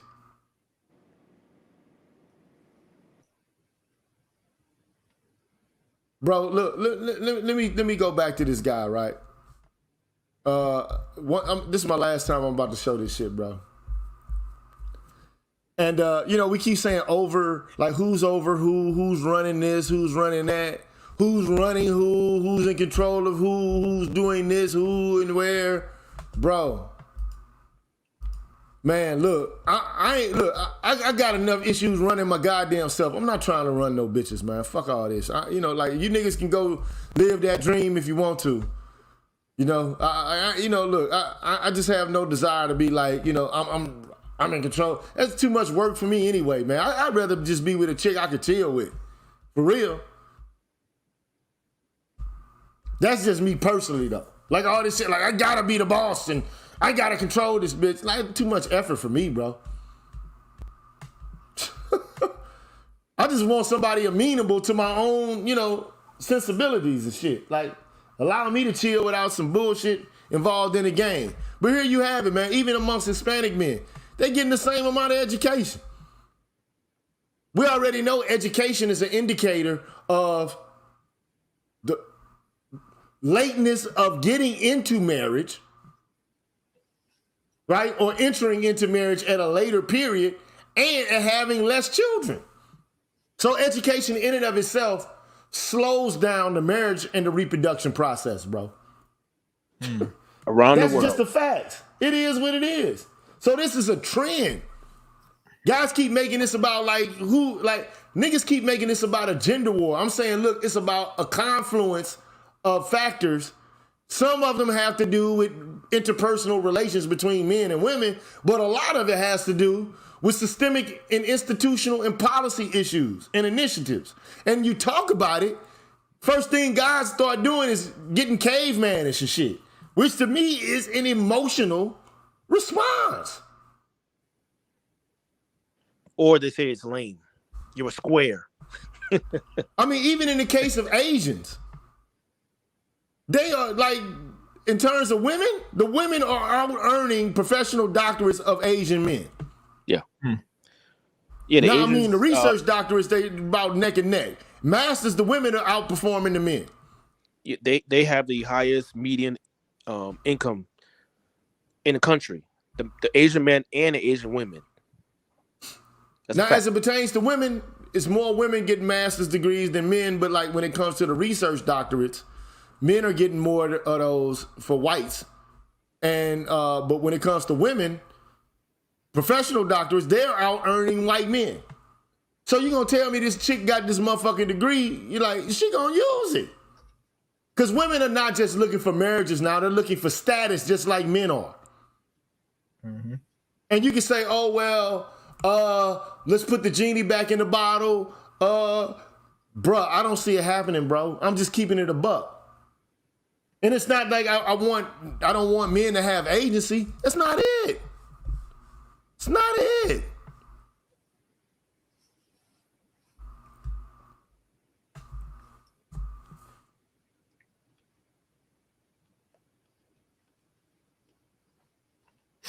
Bro, like Ray asked, man, I'm not about to go into this with you no longer, man. All I'm trying to say is this, bro. Women, first of all, the educational system is all about, and I've been in the educational system for quite a bit of time, bro. Like the educational system is set up in such a way that you're supposed to be able to take orders and endure boredom. Mm-hmm. That's what the educational system really actually is designed for. They care somewhat about like your major and your GPA, but that's not just all that, like especially somebody who's hiring someone. Like if you've ever been in HR or you've ever been on a hiring committee at the university or in just HR departments in general, yep, which are predominantly controlled by women. Yep. Okay? If you must know.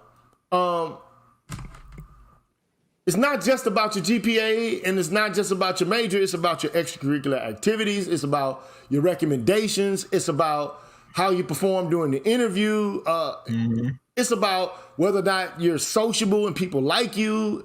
It's a whole bunch of factors that go in to who gets access to median upper class income. Yeah. And a lot of it is not the degree, it's what school you went to. Oh yeah.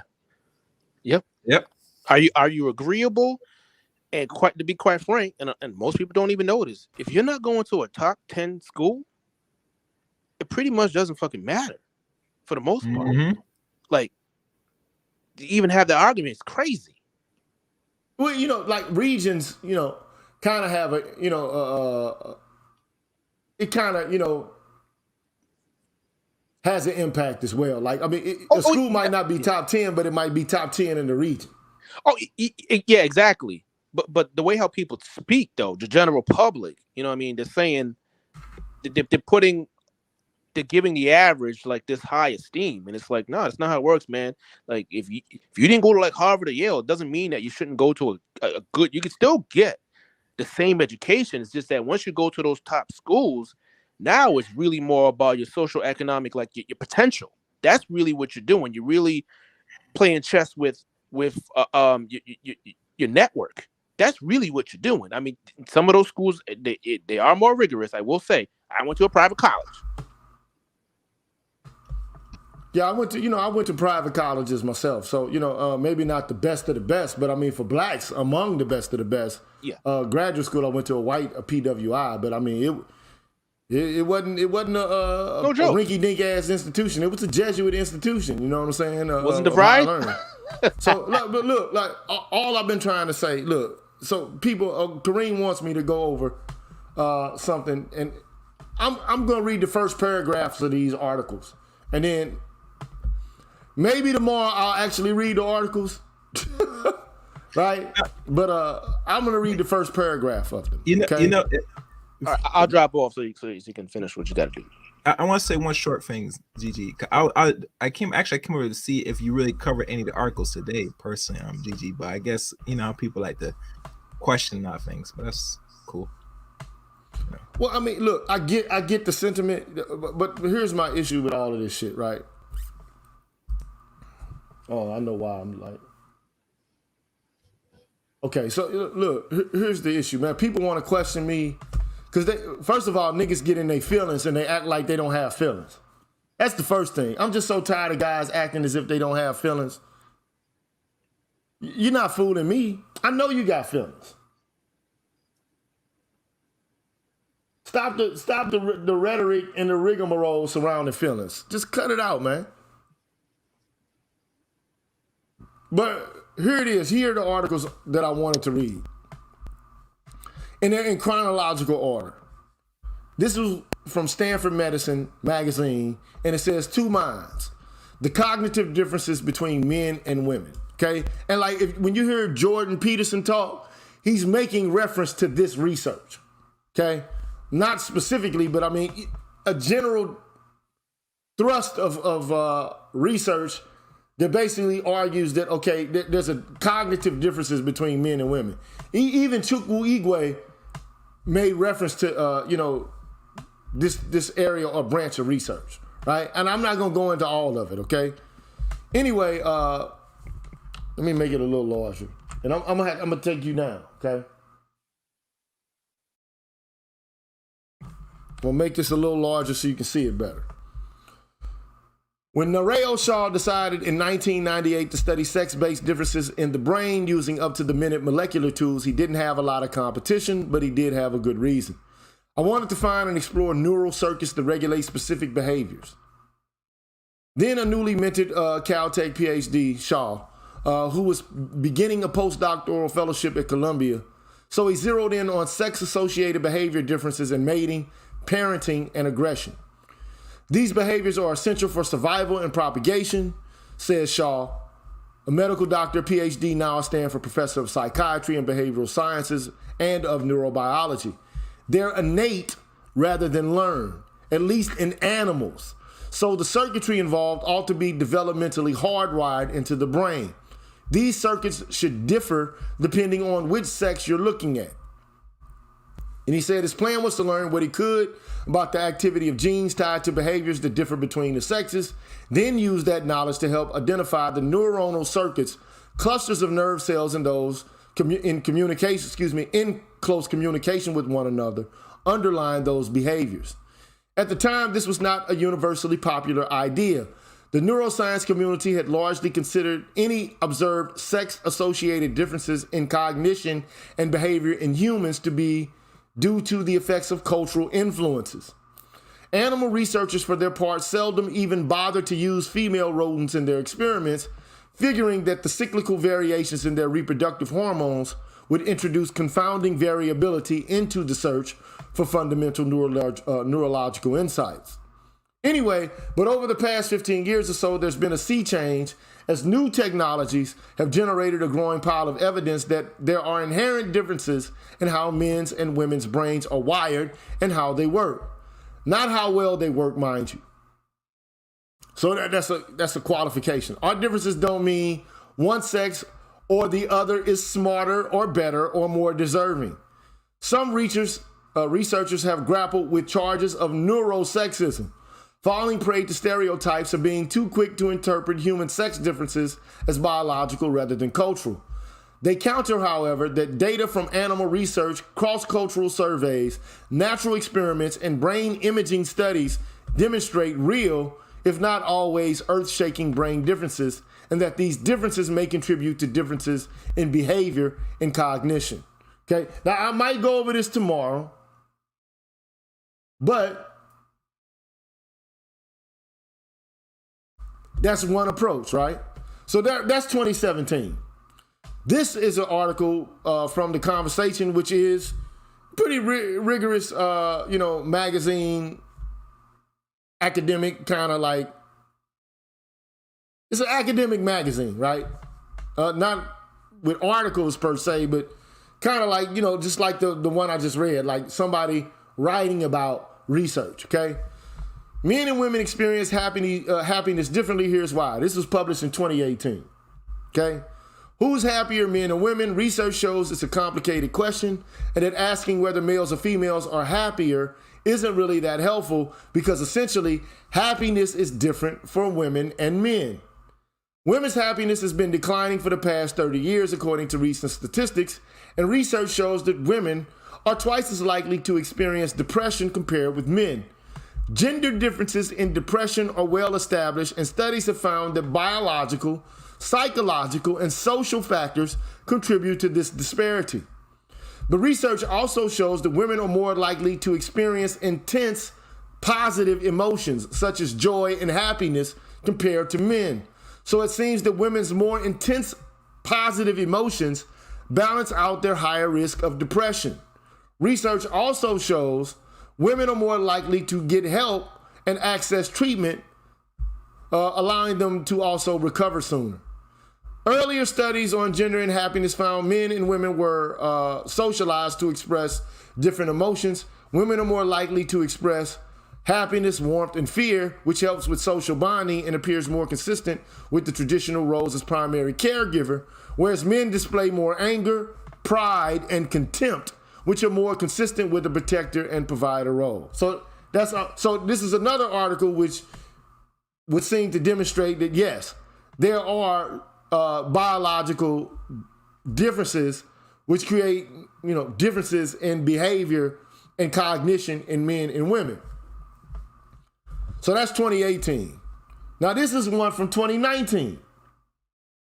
How neuroscience is exploding the myth of male and female brains. So we saw that there's been, like, over the past 15 years, research that kind of demonstrates that there are differences biologically in male and female brains, which leads to differences in cognition and behavior, okay?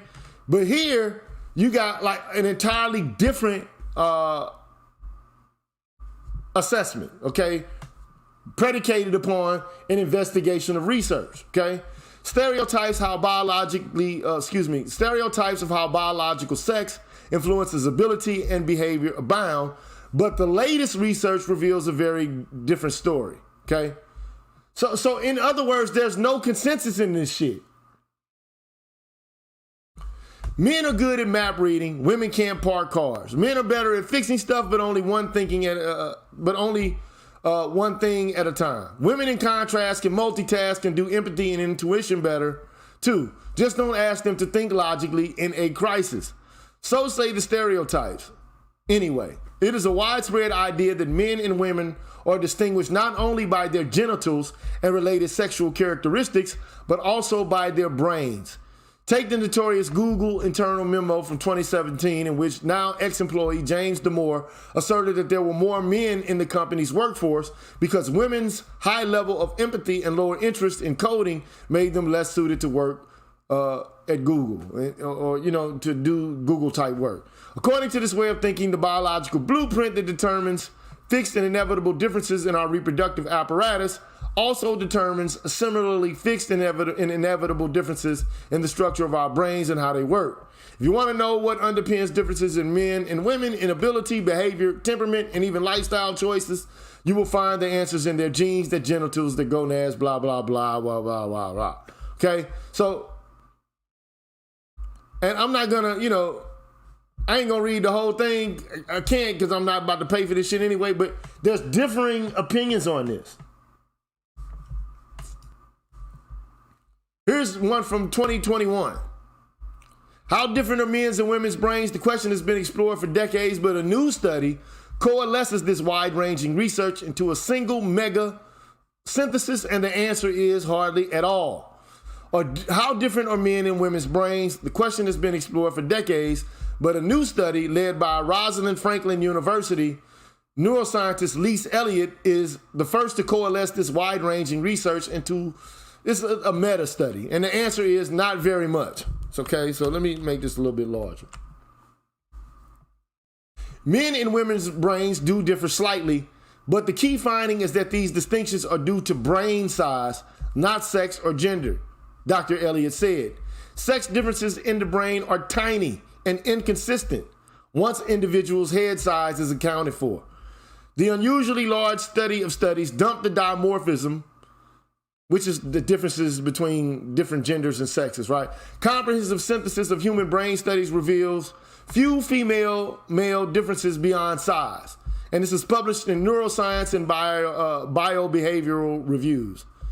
And it finds the size is the only clear-cut difference between male and female brains. Women's brains are about 11% smaller than men's in proportion to their body size. Smaller brains allow certain features such as slightly higher ratio of gray matter to white matter and a higher ratio of connections between versus within cerebral hemispheres. This means that the brain differences between large and small-headed men are as great as the brain differences between the average man and women, or man and woman. And importantly, none of these size-related differences can account for familiar behavioral differences between men and women, such as empathy or spatial skills.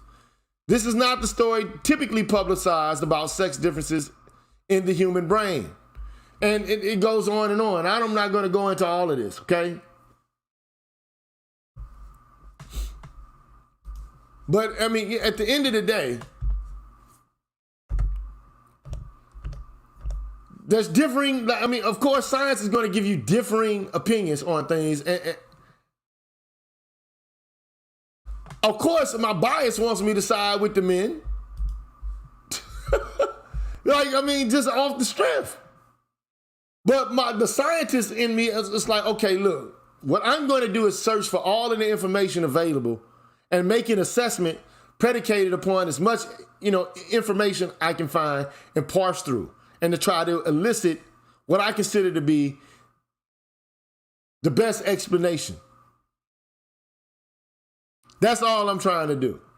Now,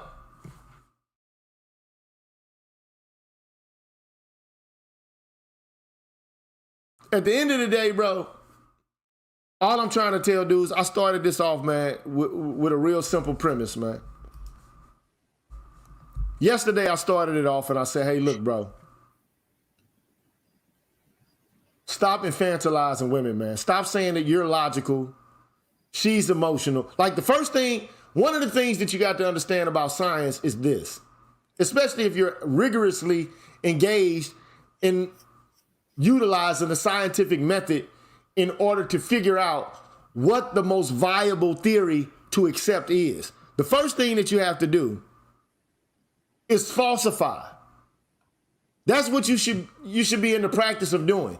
Not trying to look everywhere to confirm what it is that you believe, but trying to look everywhere that you can in order to falsify what it is that you believe. That's the standard, bro. Not confirmation, but falsifiability. You propose a thesis that's risky and that could be wrong, as opposed to some general idea that can be neither confirmed nor denied, because it's not really actually a hypothesis, but a declarative statement. So, like, if you engage in scientific inquiry, either you can be right or wrong. So, the standard practice is to create, ever since Karl Popper, okay? You don't know who he is, go look him up. You don't look to confirm, you look to deny, you look to falsify. That's how you engage in scientific inquiry. At least that's how Karl Popper sees it, and most scientists who are engaged in the practice of science itself, in the hard sciences, whether they be physics, chemistry, or biology. You don't believe me, you don't have to, okay? I know what the fuck I'm talking about. I've taught the philosophy of science on several occasions. I know what the fuck it is I'm talking about. I tried to actually do a series on the philosophy of science, and all the rational, logical motherfuckers in this space didn't watch the videos, which was surprising to me, since there's so many goddamn logical scientific guys here. But you know what y'all did? First thing you motherfuckers did was go tune in to some whole bunch of bullshit going on between niggas in the manosphere. Some niggas arguing with each other and shit.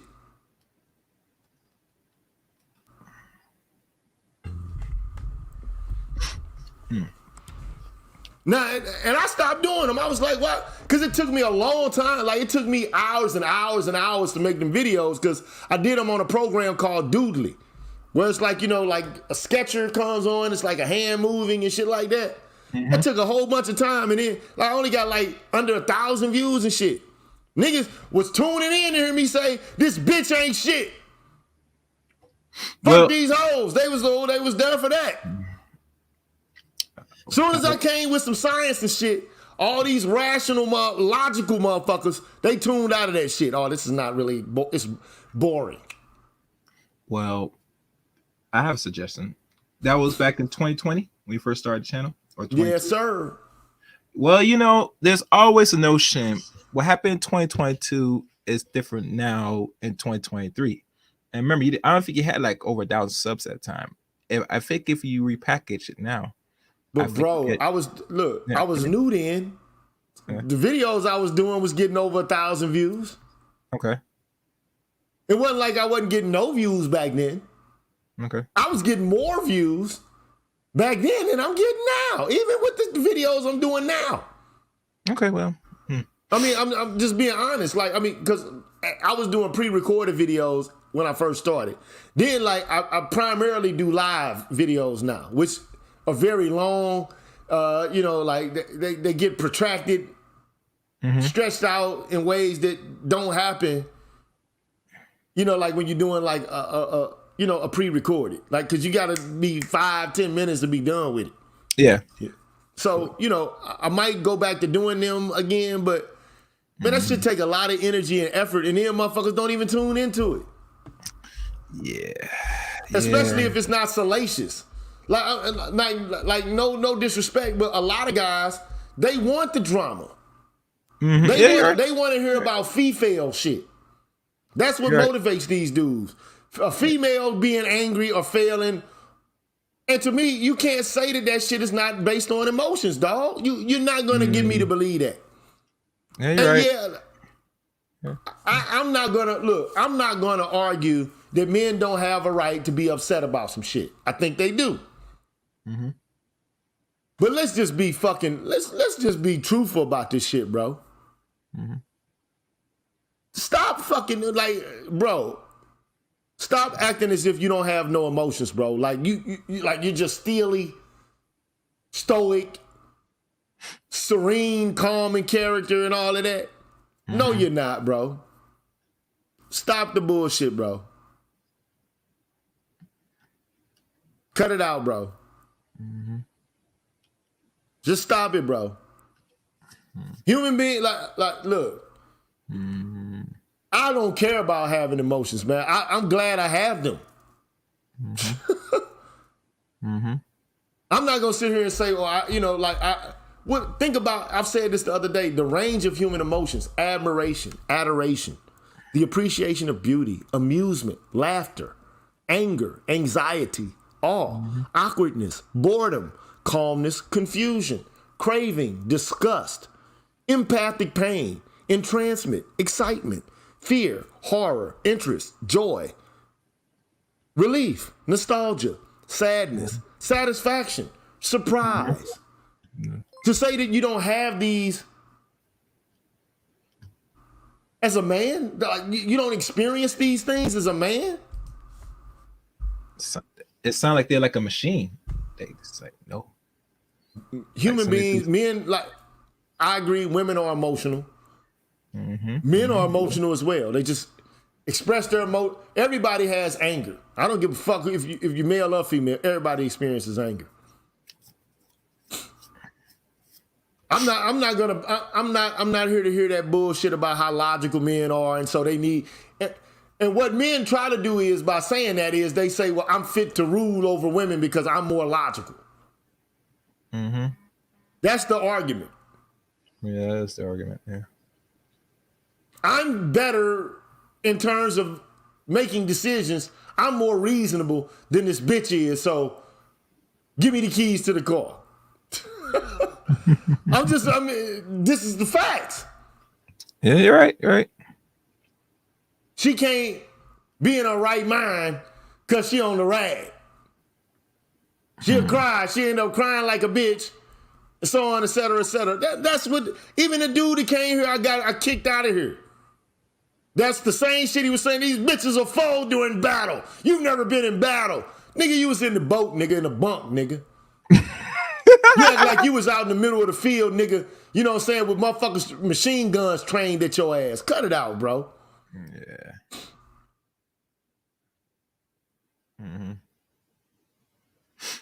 And look, let's go. I feel you, man. Look, I'm not saying that everybody is here. I'm not gonna say that everybody in the manosphere thinks exactly the same. But I mean, come on, man. Like, let's just be truthful about this shit, dog. Like, I don't have time to play games with you Negroes, man. I'm not gonna lie to you to get along with you, man. I'm not gonna lie to you for clicks and to make you feel like I'm part of the fraternity and shit. I'm not gonna do that shit. At the end of the day, all I'm saying is, man, don't underestimate women. They're adults, man. They have minds. They can use reason and logic. And oftentimes they use it in service of fucking you over. And the reason you get fucked over is because you don't have the capacity to hold them accountable. You refuse to do it.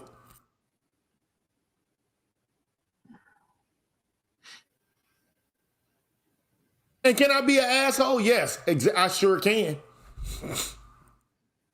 Can I be a little bit harsh and belligerent and over the top? Sure can. But when I'm over the top, man, I'm over the top for a reason. I'm like, bro, don't come in my house being disrespectful, bro. I'm not gonna allow you to come in my dojo and step all over my motherfucking furniture. Like, you like fuck your couch, like you Rick James, fucking like, nah, bro. Like you know how like the chicks was standing in the dude restaurant twerking and shit? No, man. You ain't twerking all on my sofa, bro. You know what I'm saying? Like, niggas will come to your house, man. If you let them, they'll put their feet all up on the coffee table and shit. Yeah, we know the notion that niggas get too comfortable nowadays, personally. Like, bruh, like you, like, My whole thing is, if you wouldn't do it at your parents' house, don't do it in my house. This is true. If you like niggas will go outside and start smoking and shit and flick their ashes on your porch and shit. They don't even try to put it in the grass. They're like, fuck it, I'm just gonna dump my ashes right off in front on the concrete. I'm like, bro, you wouldn't do that at your grandparents' house, your mama house. Why you feel like it's appropriate to do it in mine? Well, it's a lack of respect they have for other brothers. And they say, in my house, I will do this too. And no, you will not. You will get knocked the fuck out. And you know, like it all depends on what kind of groove it is too. Like if you in the den or something, and if it's like everybody's smoking and drinking, or that's the playpen or whatever. But it's a difference between that and being in the front of the house and you just like putting your feet all on it. Like take your shoes. Some niggas make you take shoes off when you come in their house. Know what I'm saying? Like I mean, but the only thing is I expect what I give, and if I see disrespect, I'm gonna give it out. And I'm gonna call your man card. Because a lot of guys, especially in this space, they act tough as a motherfucker. I bet you they ain't tough at all, bro. Mm-hmm. You're right about that. Well, I'm basically, look, at the end of the day, I'm about to sign out anyway, Reyes, because your ass ain't here. You ain't talking. You got company, motherfucker. You should be tending to your company, nigga.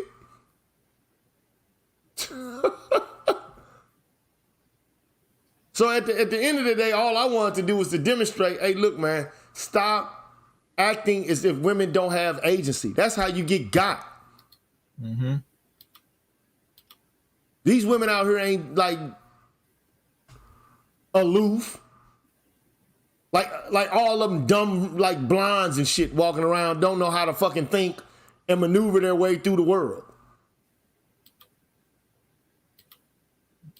Come on, man. It's ignorant. This is what happens when you grow up in a culture where you feel like you're slighted and you feel like you don't have any agency, and so your come up is, okay, I'm gonna denigrate this chick. All I'm saying is if the chick is out of line and she doing foul shit, guess what? I'm gonna say they on some foul shit. I'm gonna tell the truth about whoever. Men or women. Nobody gets a pass. But I believe that women should be held accountable for the shit that they do. Just like dudes should.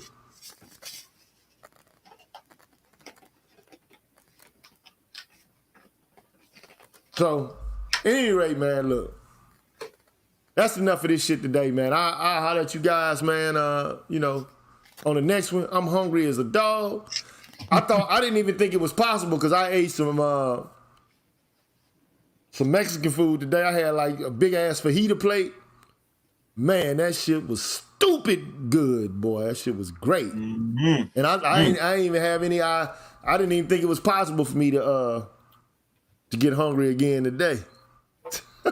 Hey, it happens, man. Like I said, I want to eat something right now before I call it a day, man. Yeah, it ain't nothing but 9 o'clock. I think I might have to. I said I'm not gonna eat fast food for at least 6-7 months. So you know, I'm trying to. Even though I'm 50, I'm trying to see abs. You know what I'm saying? I'm trying to see abs. I'm already slim, so you know what I'm saying. I just gotta get back muscular how I used to be. And you know, it'll all come to form. Once that happens, you're going to cut back the late night eating, man. You know? Man, it's not necessarily late night eating. It's just you gotta. All this shit is about a calorie deficit, man. That's all this is about, bro. It don't matter what you eat. You can eat all the wrong shit, but you gotta monitor it and moderate it because you know you can consume empty calories and shit. Yeah. Like drinking soda, I don't drink soda, man. I don't drink soda or juice and shit. Kool-Aid, I don't drink none of that, man. So if it ain't water, or if it is a sugary type of drink, it's an artificial sweetener. Yeah. So anyway, man. Yeah, computer geeks got it. You know what I'm saying? You know, do the cardio before the workout, not after. I do cardio early in the morning though, before I eat. I get on a bicycle and go 5 miles or so. You know what I'm saying? But I don't eat till 12 o'clock. You know what I'm saying? So a lot of people eat in the morning. It all depends on what. It all depends. But you know what? I'm about to get my website back up and running, and what I'm about to do is because I think the green, like, I'm just really tired of talking about gender war shit. Although I do, I think that I'm always gonna, to some degree, talk about gender war shit. But man, my whole goal all around has been to, talk about, like, say for example, let me show you this shit, right? Show me. Hold on, let me see. I'm not just showing you, but eventually what I intend to do is see the channel, right? This is like my website, okay? So primarily it's just like, all of the YouTube shit I got right now. It'll pop up and you can see it. All the shows, all the shit I've done. But I want to talk about news, economics, and politics. I haven't really added very much there. I haven't changed anything, in quite a bit of time. I kind of let the site go. Eventually, what I'm gonna do is I'm gonna start paying more attention to this. Health and wellness is something that's important that people need to know about and talk about. Health and wellness, but start writing blog pieces instead of like just doing videos. Just start writing things. You know what I'm saying? And talk about style and kicks. Like men, like what's the good pants you need to purchase or whatever, or, bow ties or the dope shoes. You know what I'm saying? Dress shoes, casual shoes. That sort of shit. Like I'm trying to eventually, toys, games, and gadgets and shit like that. Like things that men are interested in beyond just talking about the bullshit. Gender war and shit. But here's the let me go to the home. Let me go home. The greengorillachannel.com, man. That's it, bro. greengorillachannel.com. And I haven't added to it in a long time, but eventually, my whole goal is to get back to it, man. And to let that grow in conjunction with whatever's going on YouTube. You know what I'm saying? But I got to start reaching out to other outlets as well, because, YouTube is cool, but, it's just only one social media outlet. It's not like the sum total of social media. So, but a lot of the shit that I do here, YouTube is unique, though, because you can get away with a lot on YouTube that you can't get away with on, on some other social media outlets, though. So. Okay. Well, I always see that there's other avenues like Odyssey, and I can't name the other website because that sounds grow to a point, but there's a possibility. But anyway, man, look, shit. It's but also before I leave, I want to shout out a few people here. Sunkiss, shout out to you. I see you, Sunkiss. Shout out to Malcolm Collins, Leonard Richardson, Salchi, Hakeem, and Troy. Shout out to y'all for the Cash App love, man. Appreciate y'all. And yeah, look, I know that sometimes I get off track, I get, ignorant. But like, I'm not allowing disrespect, man. If you start saying disrespectful shit, I'm gonna boot your ass out of here. That's just how I roll, man. I don't have time for a whole bunch of fuckery here, man. And I'm banning motherfuckers. I'm not having conversations with fools no more, man. I'm out. So, having said all that, man, I'll holler at y'all on the next one, man. Peace.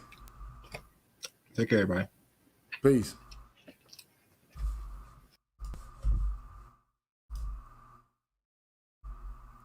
I'm about this thing, man. I'll let y'all later, man.